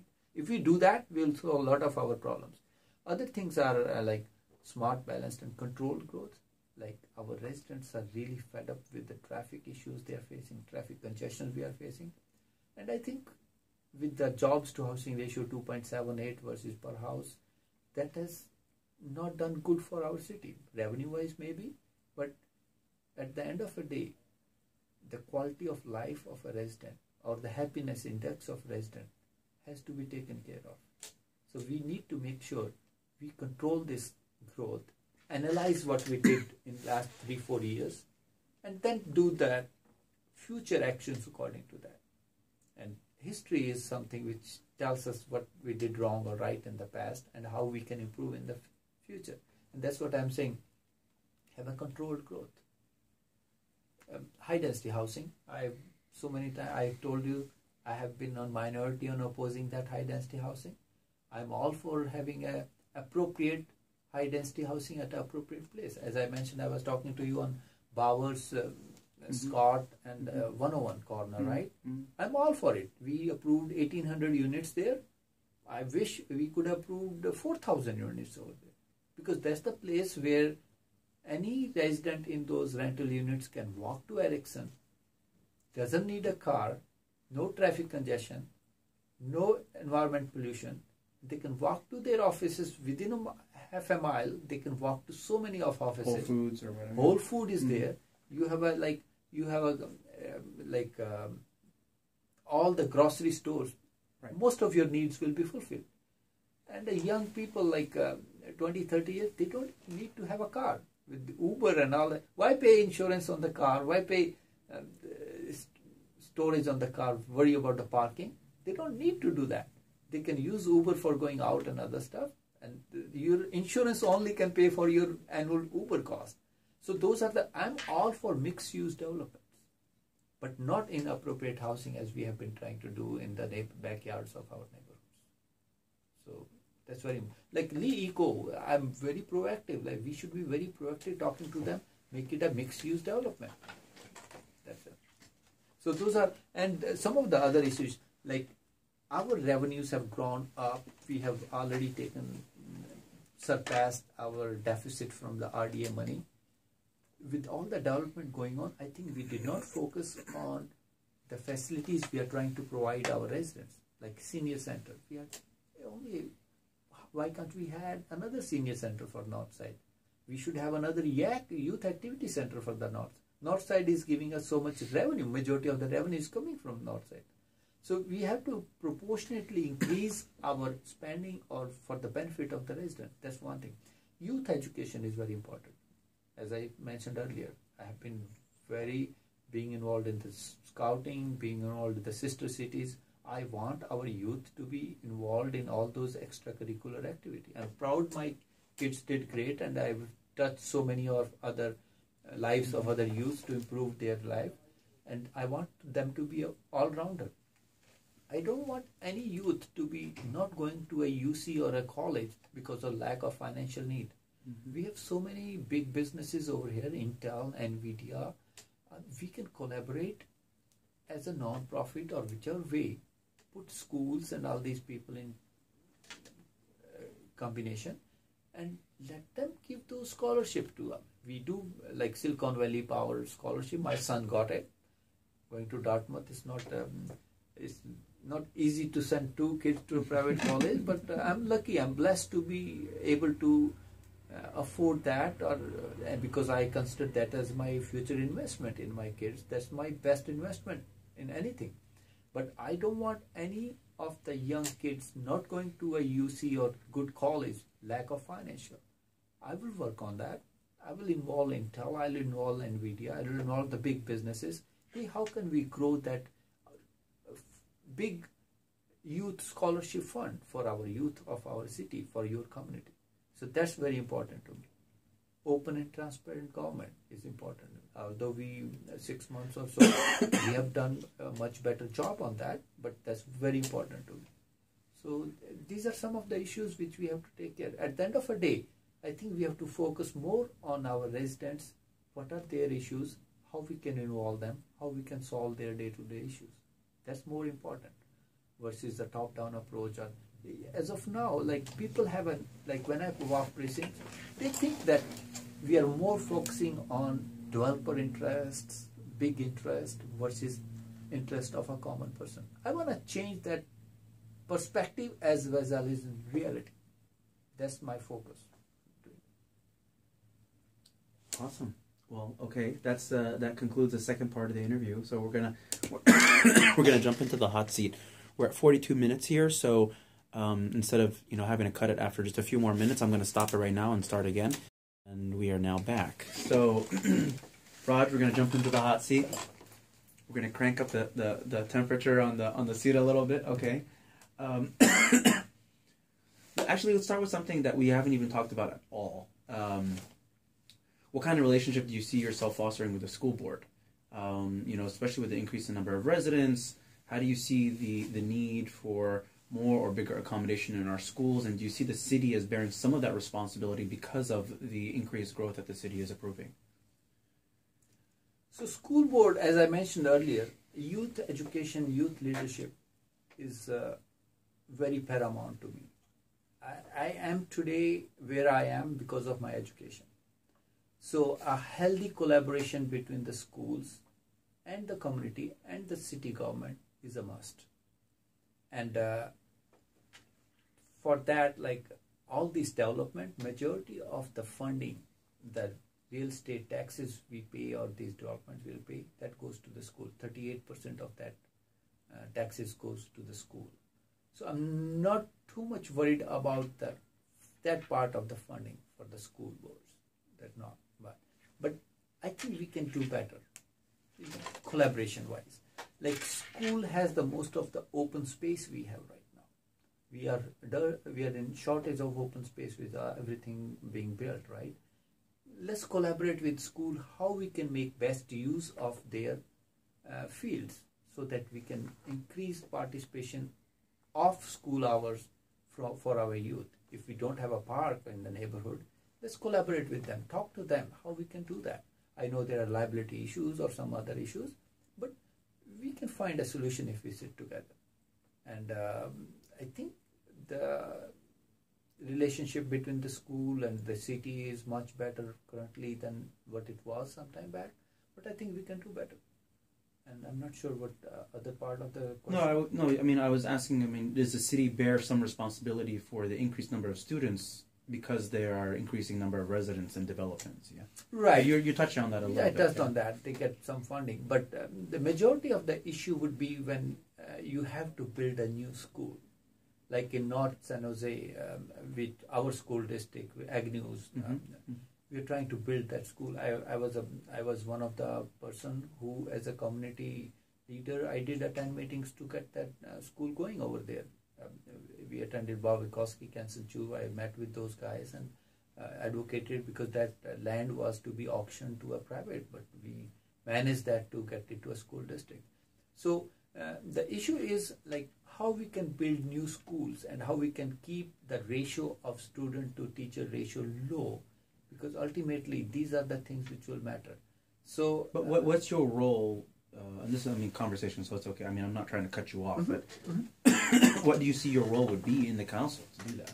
So council role is like as a school, unified school district is a different body. Right. We So that's do what I'm not- trying to get at, because Yeah. I know So I know it's the a- general sentiment. yeah. We all share the same idea, Right. right? About reducing the student-teacher ratio, all this stuff. Acquiring new property or land for buildings. But what do you see your role as in the council to do? So it's more of a collaborative role. It's more of a collaborative role with the school district. How we can collaborate. Let's find out what their needs are and Give how me we like can, more specific, like let's say a development is coming up over here. As per the law, they can. I will just take a rough numbers to explain no it. problem. As per the law, they have to give a school $5 million, right? If I can ask the developer, hey, I know you are giving $5 million as per the current law, state law or something. Can we increase that to $10 million? Work out something so that my school, because they have to build new schools, they have to increase. Developer's a business, right? I mean, he's not going to give $5 extra million They do out give. of the kindness of their heart. They do give. They did give. They did give. I think Irvine on one of the projects they did give extra. I think I'm not sure Penn Brothers on that 1890 gave. Well, I think I think it was maybe kind of as part of the negotiation. Yes. They were given some relaxed requirements on something else in lieu of that. Yeah, so we have to donation, balance that so to out, speak. and I would be advocating. I would be advocate on that. I know legally they don't have to, Right. and that's what I am want a affordability housing policy. Legally they don't have to, but if we make a policy, affordable housing policy, then they will have to, right? So that's what I'm saying. So that's a collaborative, more of a collaborative and advocacy for the school district for our future education. I can work on. Okay, let's switch gears, but I think it's very appropriate time to ask this question because you talk about legally and the kind of the dichotomy about what you can ask a developer or somebody who's renovating legally, what you can require them to do versus just asking them to do it out of the kindness of their heart. And this has to go with boarding houses in the Old Quad area, specifically in the Old Quad area, but I know that there's some issues even citywide. And to go back to the 410 Lafayette Way as an example, I mean, in Planning Commission, you're saying you were against it, right? So I voted against it. you voted against it, Yep. but again, on the legality of that, are you voting against it because, I mean, can you explain to me why you voted against it, and is that something that would necessarily, so how do you protect the rights of homeowners? We understand that there needs to be better relationship between people who are renovating and the neighbors, no doubt, okay? And whether they're going to be students or not, even if you assume that they're going to be students, better relationship needs to be done between the students and the landlords and the neighbors. But legally, I want to ask you about that because that's something you just said. We have to abide by what the legal requirements tell us, yet you voted against it. Right. So our general plan legally has two aspects of it. One is very objective and one is subjective. The objective part of it is, let's say take an example. You can build 28 to 38 dwelling units per acre. That's very objective, defined. The subjective part of it is neighborhood protection. Is it good? Whenever you have a findings on a planning commission package, whenever we do a resolution, it has to be in the welfare of the community. It has to serve the welfare. It has to serve the neighborhood, is protected on that. So when you have that subjectivity, that's a legal subjectivity. So you are protecting the neighborhood. You are protecting the neighborhood in the way the neighborhood should be. And I remember on one of the architecture committee meetings, 410 had a lawyer in front of me. We were doing the hearing, and they were projecting there, this is not legal, or this is illegal, this and all that stuff. I just simply asked my staff a question. Is it in our legal right that the basement stay as is? If I think that I'm protecting the neighborhood, we don't need to approve the basement as a dwelling unit, habitable dwelling unit. And the staff said yes. That's very much in the powers of the planning commission. So that's illegal. I think what I did was a legal part. But I'm not saying that but I want to did not challenge do you on that because a lot of the concern from the neighbors, and that obviously translated into a concern from planning commissioners and council, revolved around the suspected use of the property as a boarding house for students. Mm-hmm. I mean, if that had been a single family, and it wasn't a landlord type of a situation, but it was a single family, and they wanted to do four bedrooms or even 5 bedrooms because maybe they have a bigger family, or maybe they want 4 bedrooms and a study or something, there probably wouldn't have been as much pushback. So the question then becomes, from a legal standpoint, is that appropriate? I think, as I did mention probably earlier, ambiguity is not good. So if we have an ambiguity in an ordinance, like we have been working on our neighborhood ordinance for last, I don't know, 2014 and other stuff. Couple of years, yeah. And why are we not able to do that? I'm really upset about it. Like, we can approve $6.5 billion project in 90 days, but we are not working on which is hurting our neighbors, or which is creating so much issue to our community.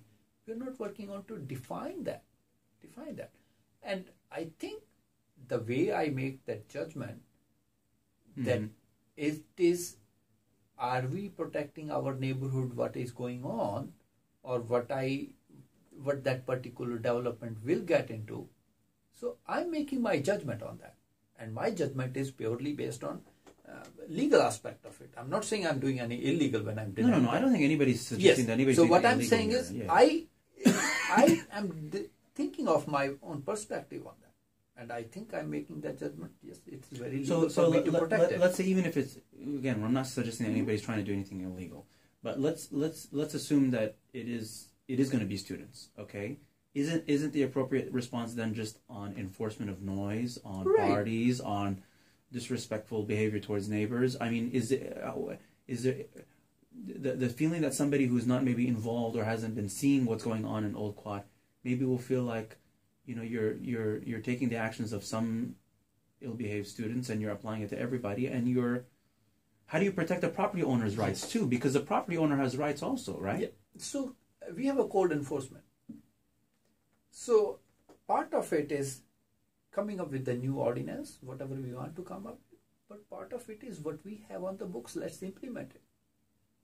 So behavioral issues, all these issues can be taken care of that. I think we are not implementing our code enforcement the way we should be implementing. And if we try to implement, that can solve some of the problems. Like Santa Clara University came up with their general plan for next 5 years. And I was the only one. They asked for, I think, 400 units. They are expanding their on campus 400 units. And I was the one asking them, hey, no 400. You go 2 or 3 stories more, take more. Because that's the appropriate height you can get at a place they were opposite to Safeway. Yeah. That is the appropriate place away from the single family houses. And you will bring some of these kids from the neighborhood to the campus. And once these kids come from the neighborhood to the campus, think of it. You're reducing traffic. You're reducing parking. And I was very vocal about it. Why don't you take 600? Why don't you take more than that? No, but so go back then to the property owner rights. Like, I mean, again, at 410 as an example, but there's so many examples in the neighborhood. Yeah. Right? So let me come back to that. So as a property owner, the stopgap arrangement which council made, hey, anybody building 4th bedroom or that stuff, put it to architecture committee. Without any clear guidelines. Okay, what architecture committee will do? I have been very vocal about it. I've been asking time and again. We as architecture committee members, we have gone midnight on some of these cases. And I'm all for property rights of the owner. Like, I think we are giving undue harassment to a property owner who's trying to build a 4th bedroom. He should not be coming to us. He should be clear enough to build a 4 bedroom and 4 bath. There are people right now, joint families, like especially somebody's in-laws are living there. They have 2 kids, and we have objected to 3 bathroom or 4 bathrooms. I'm not for it. We have to make sure they get what they want. I have voted for it. I've voted for it, that we should get them what they want. And I have given all those rights. And Same thing happened in Maywood area also. There were some issues, and I've been very vocal about it. We as a resident should not be harassed in a way like we are creating another obstacle for in their approval process, which is without merit too, according to me. But as a council guideline, I have to follow, because we have to follow the council guideline, architecture committee. But we should not be doing that. We should have a clear. So then, where do you draw the line? Because if I'm the owner of 410, I would feel that you're discriminating against me simply because of who I intend on having reside in the house. So 410. Maybe the owner of 410 decides after 1 year of renting to students that they don't want to rent to students anymore. They want to rent to a family that has in-laws. Same exact scenario. Yeah, but 410 was because they were trying to convert the basement. Basement is non-inhabitable place. That was the difference between them.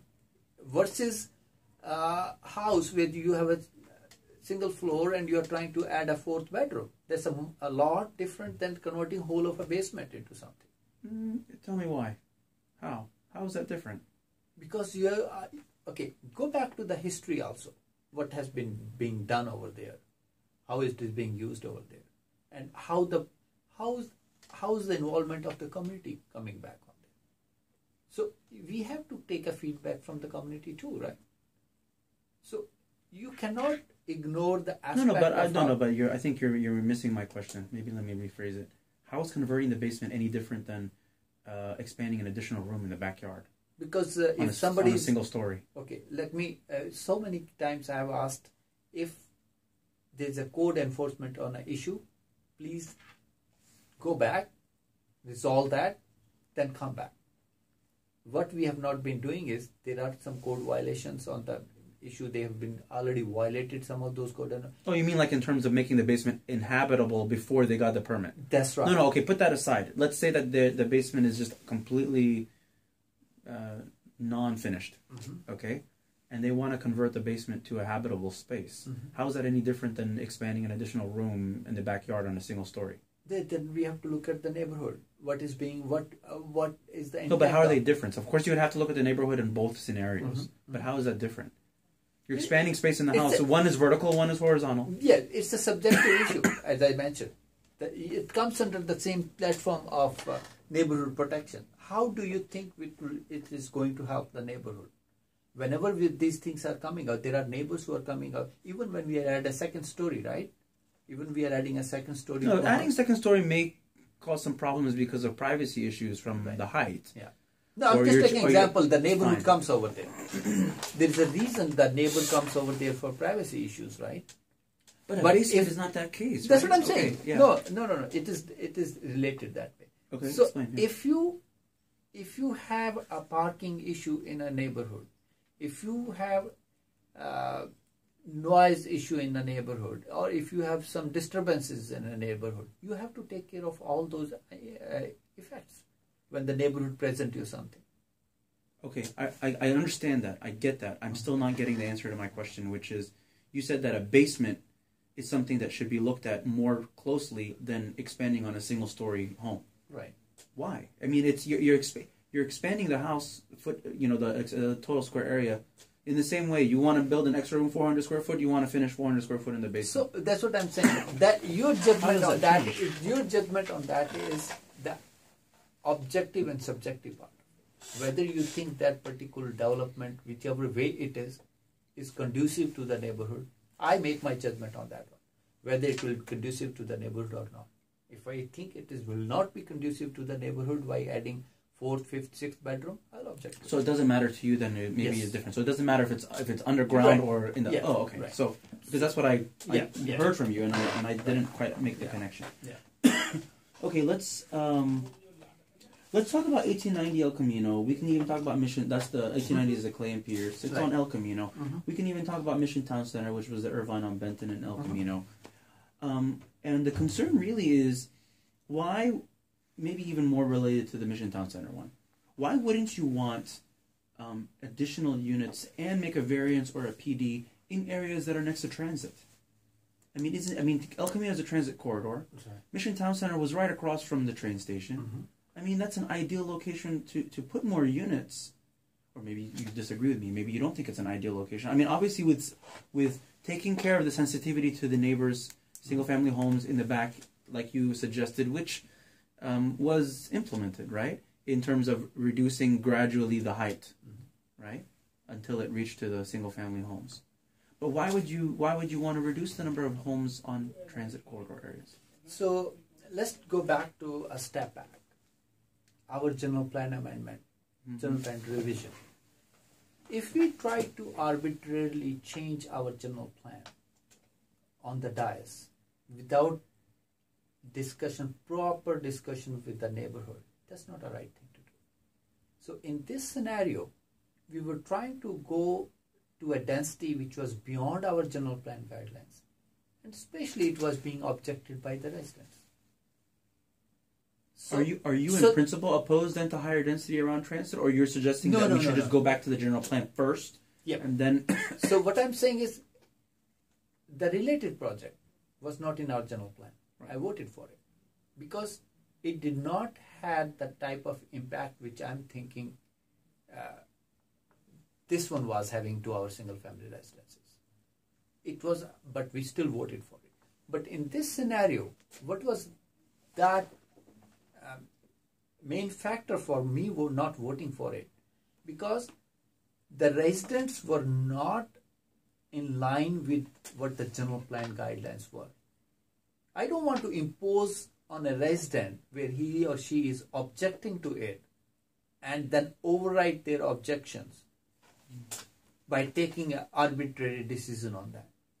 I am for, like, if you build high density housing, like I did mention, like this, what is it? Bowers. Yes, Santa Clara Place. Santa Clara Place. Yeah. I would, instead of 1,800, take 4,000. I'm not saying I'm against high density housing, but I'm trying to balance it out. Like my approach of smart balanced control. I'm trying to balance it out. I look at the residents who are there, because it's not only the density height only. It's the impact to their lives on day-to-day traffic. You will generate more traffic, cars over there. You will generate more traffic. But again, it's a transit corridor. It's across from the train station. Yeah, I do take into consideration like what percentage of transit people are really using the transit. I do take care. We do have those studies. It does increase. When I make a judgment, I do have those figures in front of me. Even though it's close to transit, how many people are using it? How many people, what will the impact to the neighborhood on the traffic? What will impact to the neighborhood on the parking? So as a total approach, I was not agreeable to it. I wanted to follow the general plan so that the residents' representation or residents are being heard of it. And to be very frank, after I made that judgment, Lisa Gilmore sent me an email. Hey Raj, I'm glad you stood up for the old quad people. It's hard to stand up. You did. Thank you very much. You did great. So I did get that email from Lisa Gilmore. So we have each development, we have to take into perspective of that particular, the placement, where is it? How is going to impact the neighborhood? So those are important things. So I want to ask you a question then about general plan, because this is all related to the general plan issues and the fact that it's not been updated or whatever, right? In the Old Quad Resident Association survey, you stated that you don't agree with following the general plan when approving projects, and you also stated in a different question that you don't agree with the use of PD. And that position on both of those issues, where you don't agree with, it says you don't agree with following the general plan when approving projects, and it said you don't agree with the use of PD. So I mean, what exactly are you going to do if you're not going to follow the general plan, right, and you're not going to use the PD, which is the backup if you don't follow the general plan? You're just going to do nothing? No, we do what we are doing right now, which is like we approved $6.5 billion project without a general plan guideline. But that's it's a PD. not approved. Yeah, that's what yeah, I'm but saying. You said both. You said that you don't. Yeah, we want agree with amendment. The reason I'm saying that is to streamline the things. It's not that I'm typically talking. When I'm answering that thing, I'm answering from the perspective of a resident. That's what I'm asking you, because I need you to clarify that, because I'm confused. Yes, what we need to do to improve the system. If that doesn't mean that if we don't have a system, I should say keep quiet and I don't do anything. We have to do that.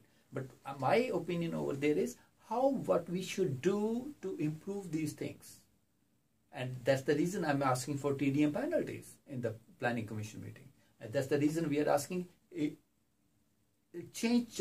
discuss the general plan, update the general plan. Okay, so I wanted to get to that because, I mean, that must be a top priority for you then. Because if you're not agreeing with where the general plan is doing and you're not happy using PD willy-nilly, then... Yes, I do object to those things. And I do tell staff that this is a stopgap arrangement. Let's work out something which is transparent and which is clear to our general public. But at the time, for the time being, they PD, they use it, and I do object. You can listen to the tapes on the Planning Commission. I do object that this is not good. That whatever stopgap arrangement we are doing, like if a patient is being given antibiotics every now and then, that's not good. Although we have to give it to him. Mm-hmm. So the same approach we are following right now. We cannot stop the development, but ideally we should not. We should change our general plan. We should do the rezoning categories more often, whichever which fits, so that it's a clear guideline to the resident who is expecting what should happen according to the general plan. So we should amend our general plan, make it more clear. Hey, this is what is coming in your neighborhood. Instead of PD. What is PD? Currently, PD is, we have 5 buckets. For people who are watching, PD stands for Planned Development. Yeah.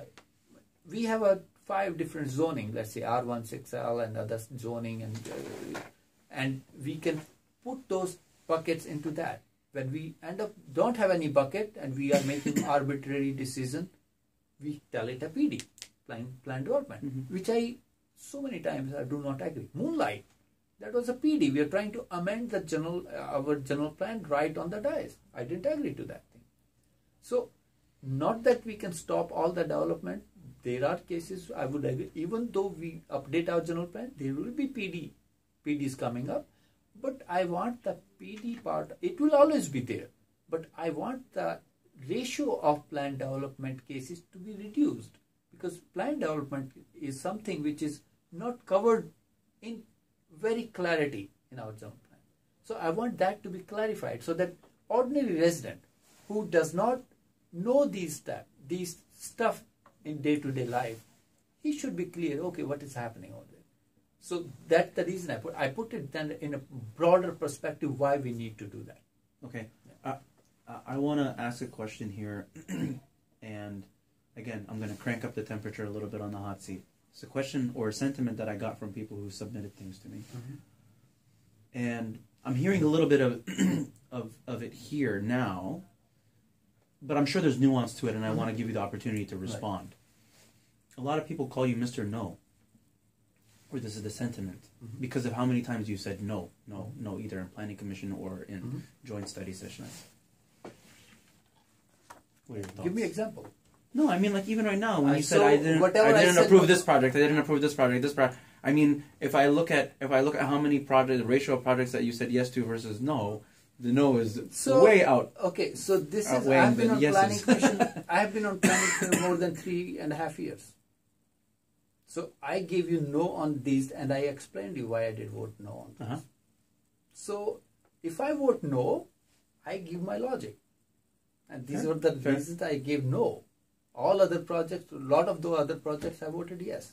We are not even talking about those things. That's true. That's true. So, I mean, you guys have so many projects. Yes. I have been on Planning for 3.5 years. So I'm not sure who is saying Mr. No. They should check out the whole of my history of my records. Probably my yeses are 4 times more than, or 5 times more than no. They are more than that. They should check out the history. Go dig my voting record and they'll find out. Yeah. Okay. Even on these projects, I very well explained why I voted no. And I stand by that. I can debate with anybody and I can exchange ideas. If they think I made a mistake, I'm ready to listen to them. Why was my no was wrong? Think of it. My 1819 no, council sent it back for review. So it means my no had a weightage. Had a what, sorry? I had a weightage. Like my no meant something. Oh, yes. Because council sent it back for that. Yes. It means the approval was overridden by the council. It means I was right in saying no. Even on the Mission Town project, right? I said no, And I asked them to reduce the density. If they would have reduced the density as per my discussion during the planning commission, I would have voted yes. But what happened? My no was presented to the council for what they wanted at that time. Check out the history.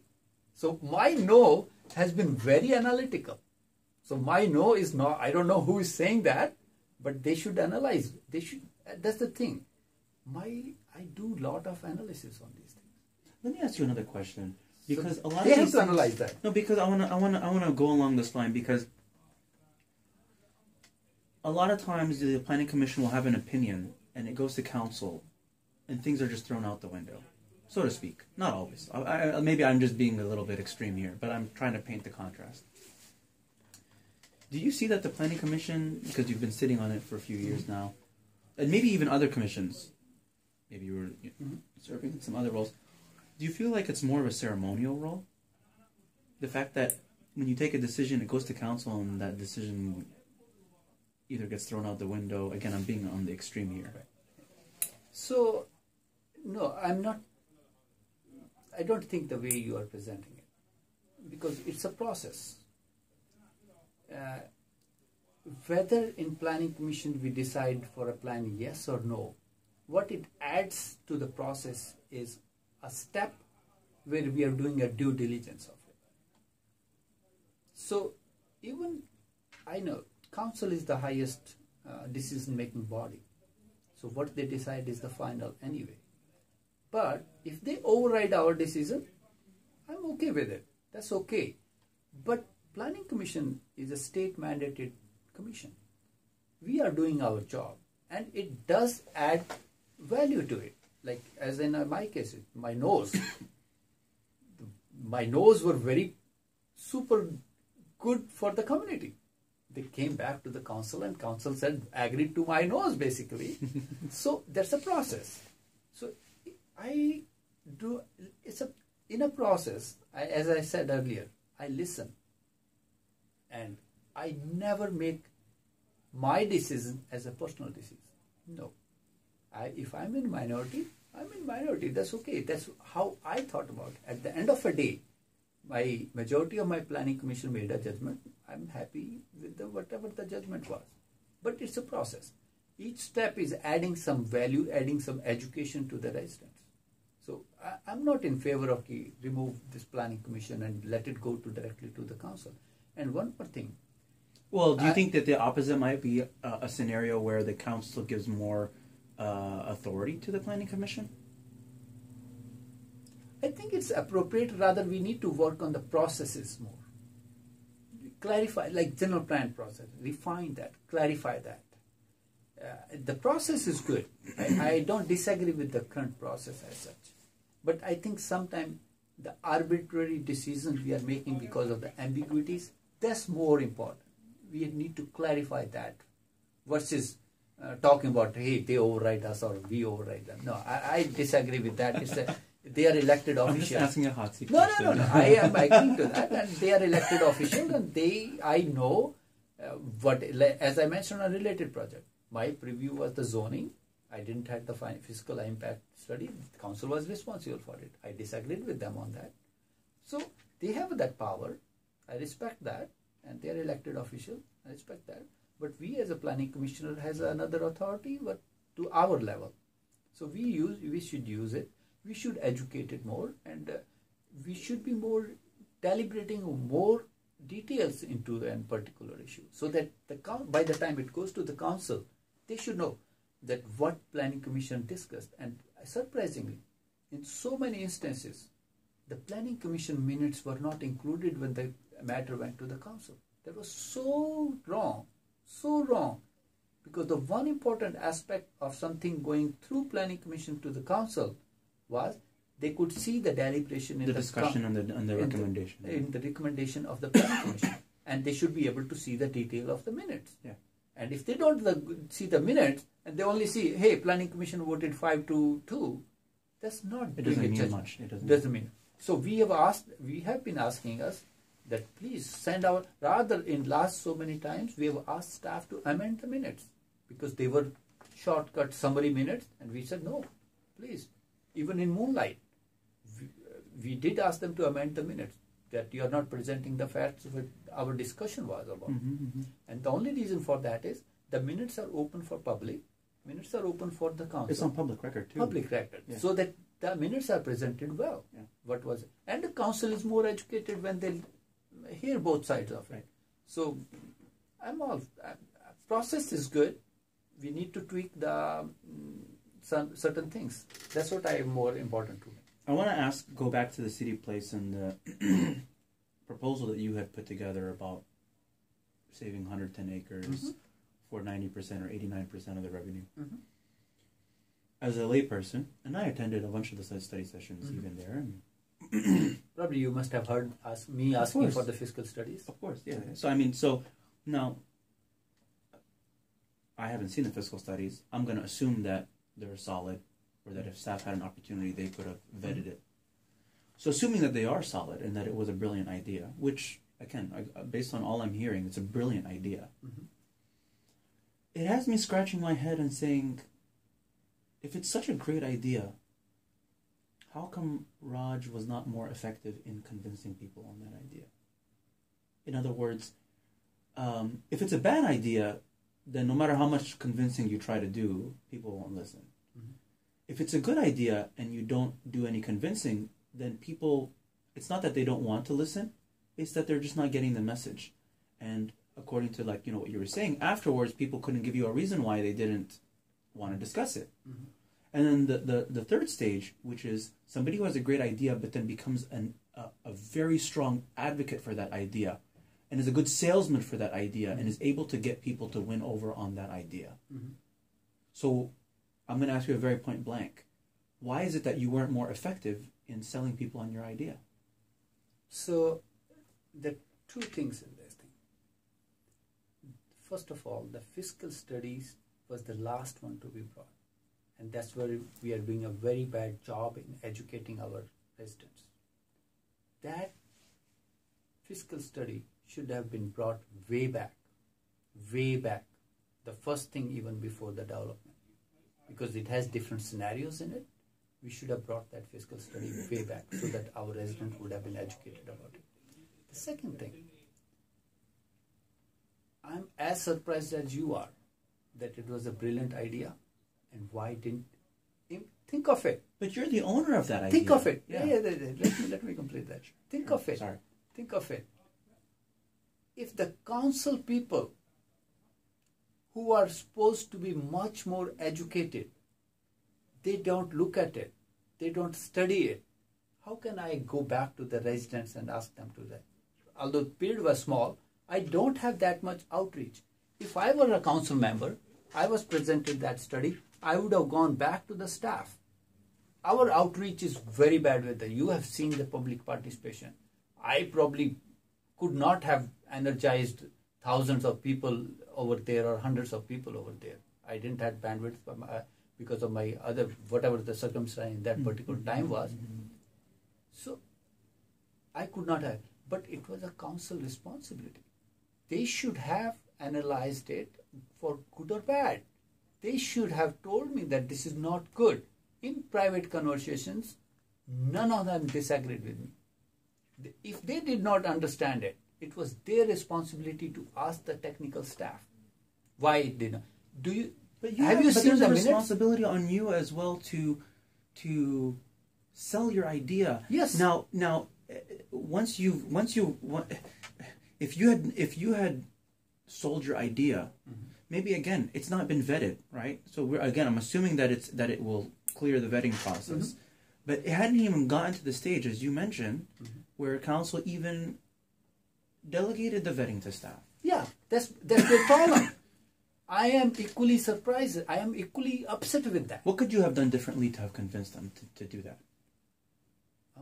Probably if we could have had the fiscal studies way back. What could you have done differently? I think I believed too much in my council because when I sent that letter to them initially, I think I believed in my council that they will really look into it. I mean, but come on, you know that even as a planning commissioner and council is probably 10x more how much communication that you get on a daily basis through email or through staff study or papers, and you see how big as big as planning commission packets, right? I mean, one email through the cracks. I mean, what kind of follow-up could you have done differently? What kind of advocacy could you have done differently? Maybe even one-on-one meetings with them, obviously within the boundaries of Brown Act and law. But what kind of advocacy, some championing, selling that you could have done differently? I think. Do you understand my question yes, or the okay? Yeah. You may not agree with it, but you understand it. Yes. Yeah. So I did my due diligence in sending an email to council and to all individual members, all individual council members too. And I did send my email. Let me know if you need more details. I'll be more than happy to sit with you. I think I left the ball in their court, which probably I could have asked them, hey, I want to meet you. Let me give you an example. I want to meet you. Right. I sent you an email about scheduling this interview. If I had just left it at that, do you think we would have met? We would have met. Because I was busy, my schedule was busy. Right, but so I would have council, responded to you. But I mean, okay, but within a we deadline. Did meet. Yeah, but we missed my original request on the deadline on when to meet, right? Yeah, but so I mean, if I'm putting now, take that analogy back to council, right? They have a deadline because there's the scheduled hearing, right? And when they're going to make a decision. You sent an email. I mean, the deadline is coming up. Where's your follow-up? I did follow up. That's what I'm saying. I did send them an individual going email. knocking on their door at their home and this. No. I did send them individual emails. That was my follow-up. Like, I sent one email to mayor and council, standard. Did you get a single response? No. So what could you have done differently? I think I did speak to Teresa O'Neill while we were in architecture committee, and it says she will look into it. Right, she'll look into it. This is kind of. I mean, I'm not going to keep hammering on this thing. But, no. But this is. I'm equally like the way you are saying. I'm equally mad at it. Like our no. You can So you can be upset because. For me, I'm an outsider. I'm a third party. I wasn't on the side proposing the idea or the side receiving the proposal, right? I look at the idea and I say, Raj, what could you have done differently to keep championing your idea? You see what I'm saying? And the thing I could have done differently. You're upset and mad yes. for them not responding. I get that. I get that. But you have to take some action about that, right? Other thing I could have done differently, which I thought I made presumption that they will go back to staff and ask for details. I could have done differently. I should have gone to the staff. Directly. That, hey, this is what, give me before the meeting. This, I could have done that. That I regret I didn't do. Because my fault or whatever you can say, I depended too much on the council people. I thought it is such an important decision for 99 years and it does make sense. I depended too. I thought they will. I was so surprised. But they're your partners, right? They're your partner. I mean, we're all... Yeah. That's what I'm saying. Yeah. So I mean, even the sessions were all joint study sessions, right? Yeah. No. Or this is the final decision making. Right. Yes. But all the study sessions were joint. Right. And fiscal was not part of any of the joint study sessions. No, it wasn't. Correct. The fiscal was the only council study session. And I presented on that one too. I did my due diligence on that one too. I did present as a resident on that one too. So I think one other thing which I depended too much on my council. That was my fault. I could have gone to the staff. And I could have done an outreach. I could have sent that email to residents, friends who I know. But I depended, that was probably my fault. And if in future, if the decision of that magnitude, probably I will give it to more outreach to general public. I will not depend on the council for that much. I agree to that. I depended too much on my council. And I was surprised that despite these meetings, and they just said, only one council member said, it's too late. Nothing is too late when the magnitude of this thing is impacting the city for 99 years.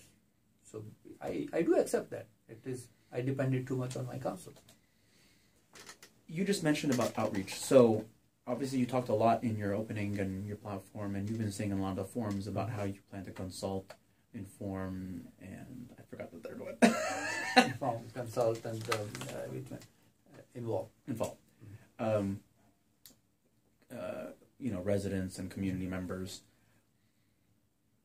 So it sounds good. I believe in the idea. But going back to this is an example, or even any of the other examples, why haven't we seen you do more of that? I did it. I did it. Like as I mentioned. You mentioned on the 1890 as a good example. I connected those, good example. those Very good neighborhoods. Example. I did it. Yeah. I'm doing that. That's fair. That's fair. I'm doing it. Yeah. So let me stop the video because at 43, and then I just have to think a couple more questions. Yeah. Yes. Okay. Let's. I'm going to change gears here. Actually, you know what? Let's talk about historic downtown. You saw the picture. You touched on it a little bit. What are your feelings on revitalizing the downtown?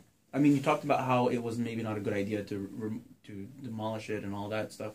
But what about revitalizing that? I think we have to think from a mom and pop shop and a small town feeling. That's my idea over there. Not a big Santana Row or nothing like that. With that, but in that kind of manner, you're in favor of of that. With the Franklin Mall walking strip over there, I think we have a good like Mountain View, Sunnyvale. I think those we may not go to the large scale, big scale, but a smaller scale. We need something over there. So, in a nutshell, that's my. That's fine. Because you talked a little bit about it or on the picture. Excuse me. All right. So without talking about anyone, this is completely different gears here, and it's something that I know you're very familiar with. Without talking about anybody specifically, I want you to talk to me about the seat system, particularly because your seat 4, did see a candidate shuffle happen this cycle. Okay. And it's obviously not the first time Santa Clara has seen a candidate shuffle happen in a seat race. So what are your thoughts on the seat system? Ideally, it's not a good seat system in our city. Like at large is good, better than this and one. At large, what does that mean for people watching? Like we have 4 seats, any number of candidates can come and the top 4 vote getters should get into the council. So they don't sign up for a specific seat? They don't sign up for a particular seat. So, and there are other, you have been a member of Charter Review Committee, I was a member of Charter Review. We have to look at some other innovative ways like the ranked choice voting and those things, which may be complicated at the back end, how you count the votes and other stuff, but they may increase the participation of minority or some of the candidates which cannot be elected the way our system is right now. But I would prefer, instead of pitching 101 on as per the current system, the seat system, open at large system. Then I would prefer that. Okay. You talked a little bit about Blue Pack, so I want to hear more because you're not on there at all. So you're not listed as one of the quote unquote good guys or the bad guys, but 2 of your opponents are on there, and clearly we've been seeing a lot of what's been going on lately.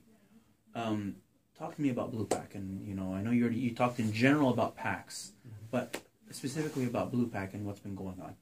First of all, I'm so happy, and I'm sure a lot of people would love to be in your place. And yes, and so happy, and it's not by accident. That's how my reputation has been in the community, being a very collaborative and independent and straightforward guy. So probably that is the one where I am left alone. That people will not believe what somebody will tell about me because they have seen my public life for so long, and that's how I have been right now. As regards of my opponents, as you mentioned, not to talk about opponents, I would say no comments on that. But no, we're talking about Blue Pack. It's not about your opponents, right? No, I will not even touch a pack, A pack or B pack. I don't want to touch A pack or B pack.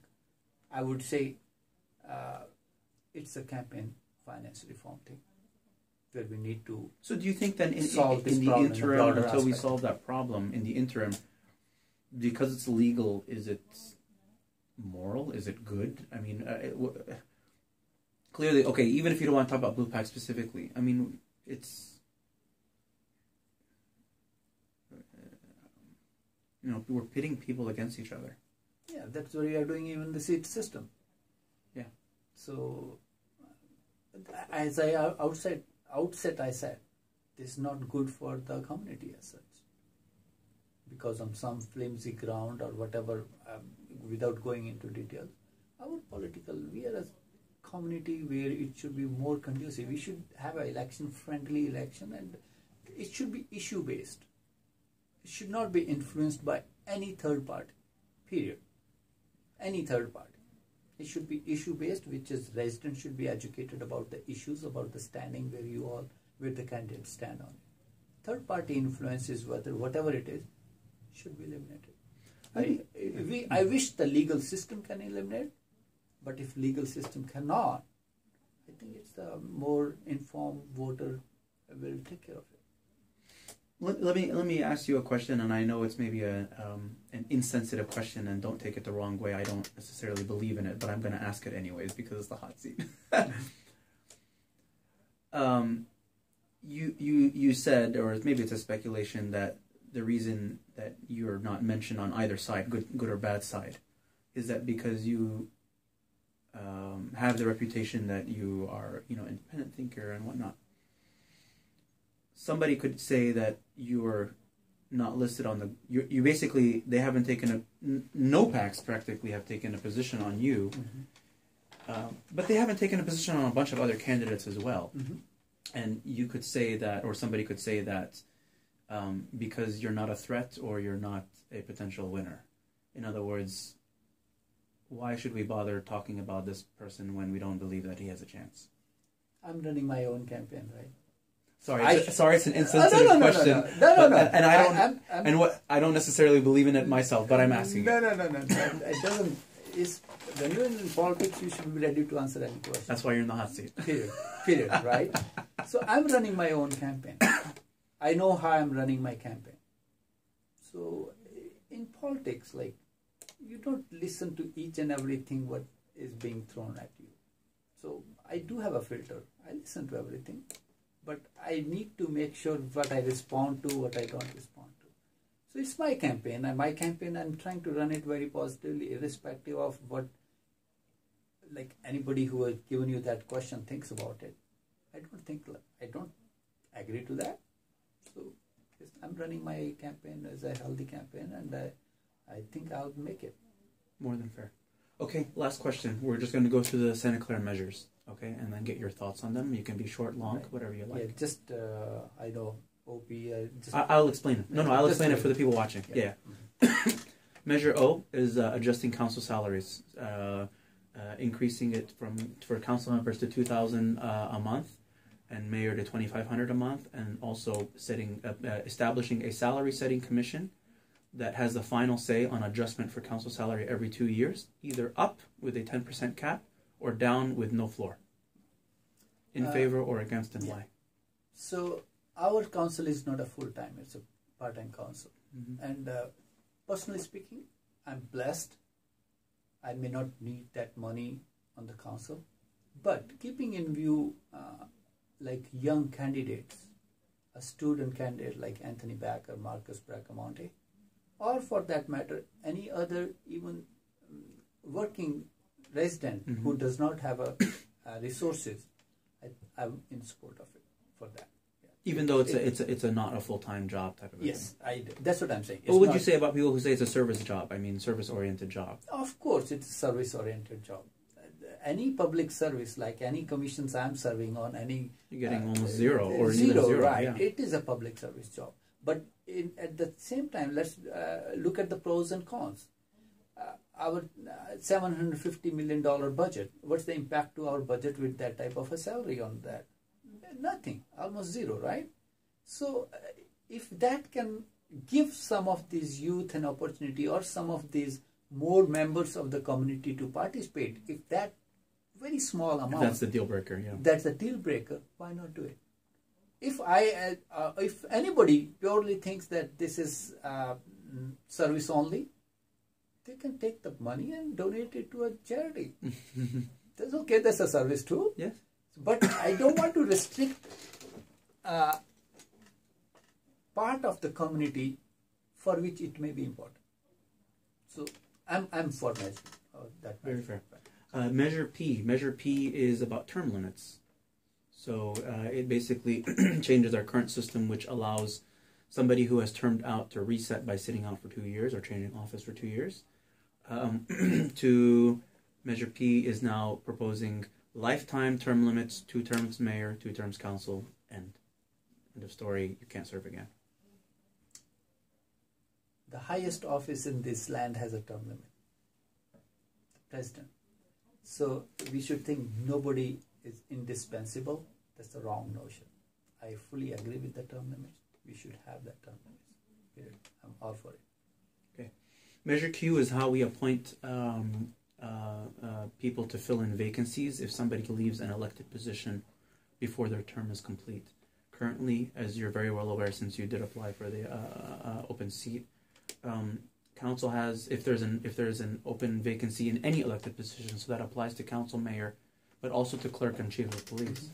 Council has the option within 30 days. They can exercise that option to appoint somebody, and they need only simple majority. And if they choose not to appoint somebody, or they can't come to an agreement and achieve simple majority, then it goes to an election. The current rule does not explicitly state special election, but it could be a special election or general election. New Measure Q is proposing that the council still has the option within 30 days to exercise, if they'd like, to appoint somebody, but it has to be a supermajority, not a simple majority. And that would generate more consensus candidate rather than a divisive candidate, right? If there are two ideologies on council. And if they do choose to appoint somebody, that person only will serve until the next election. And then they have to, that seat goes back up for a vote. So obviously if they're in the second half of their term, it's going to an election anyways. If it's in the first half of the term, it has to go to an election in the midterm, and then that new person only serves for the remainder of the original term. I fully agree with that. I think we need a supermajority of it. That is two reasons for that. One, within the council, they will have a better candidate on that.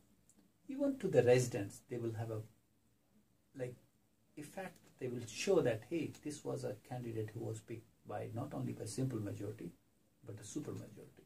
So that, and the second part of it, the election for an appointed person should be held right next one. I fully agree with that. We cannot have an appointed person stay appointed despite having an election cycle going on. So yes, I agree with that. Yes on that. Okay. And the finally, Measure R is about protecting open space and parks. Any desire to change its designated use from open space to park needs to go to general election for 2/3 majority vote. Yes, I agree to that. Like our open space, we are dearth of land anyway, and it's very important, and that's the reason Sierra Club endorsed me, because I've been fighting for open space on so many of these developments. Same thing coming back to a related project. I could have saved 110 acres on that. They would listen to me. And if our regular process is not helping us out, I think this is the right way to do it. Let's take a consent from the majority of residents and go for it. Yes on. Yes. So yes on all of them. Yes yes. on all of them. All yes. All yes. Well, Raj, I'm out of questions, so I'm going to give you an opportunity again, free form, no time limit, to give your closing thoughts to, for people. No, you know my track record. You know my history in the past. The residents should look at my track record and see what I've done in the community. I've raised my family. It's not that I just jumped into the fray. Look at my community service I did on the different boards and commissions or non-profits, and make a judgment. And it's an opportunity for the residents to pick up an non-controversial, independent, analytical, well-studied, with MBA and Masters in Physics, and who has really fought for the residents, a candidate who can really bring your vote, your voice on the council. I will never let you down. I will make sure your voices are heard and even louder. So you have an opportunity for voting for me and bringing Raj on the council. And I assure you, I'll stay the way I am, very independent, no influence of anything. And I'll do justice to my job. And I want you to go to my website, rajforsantaclara.com. Check me out. If you have any questions, my website has my contact info. send me an email. I'll be more than happy to sit with you, more than happy to respond to your emails, and we'll go from here. And this election process will be over on November 8th, and we will be out where we were before this process. So I wish the community... Well, I'm sure you're hoping that you won't be where you were before the process, right? I'm talking about the more of the community approach of that, oh, yes, that part of it. Yes, I'll be sitting on the council chamber, so for that matter.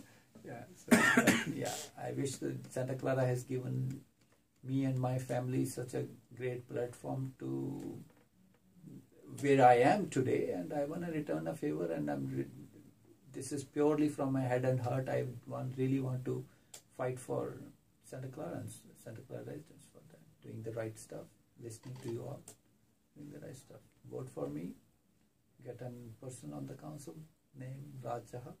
That's fine. Thank you. Well, thank you, Raj. Thank you so much. And thank you, everybody who's watching. I very much enjoyed this interview with Raj. And it was a long time coming. I know we had to reschedule and find the right time. He's taken time out of his workday to come and sit with me this Thursday morning. So I very much, again, Raj, I really appreciate you coming that time here. And for everybody who's watching, I hope you enjoyed this. Again, if you like these videos, you can go to my Facebook page. You can click like. You can click follow. And also share with all your friends, and particularly your friends who live in Santa Clara, and definitely all of your neighbors. And I hope you find these videos useful. And you can go and watch any of the other Hot Seat interviews that I'll have up online by the time you watch this one. So with that, thank you again, Raj. Thank you. And thanks everybody for watching. And I'm going to stop it.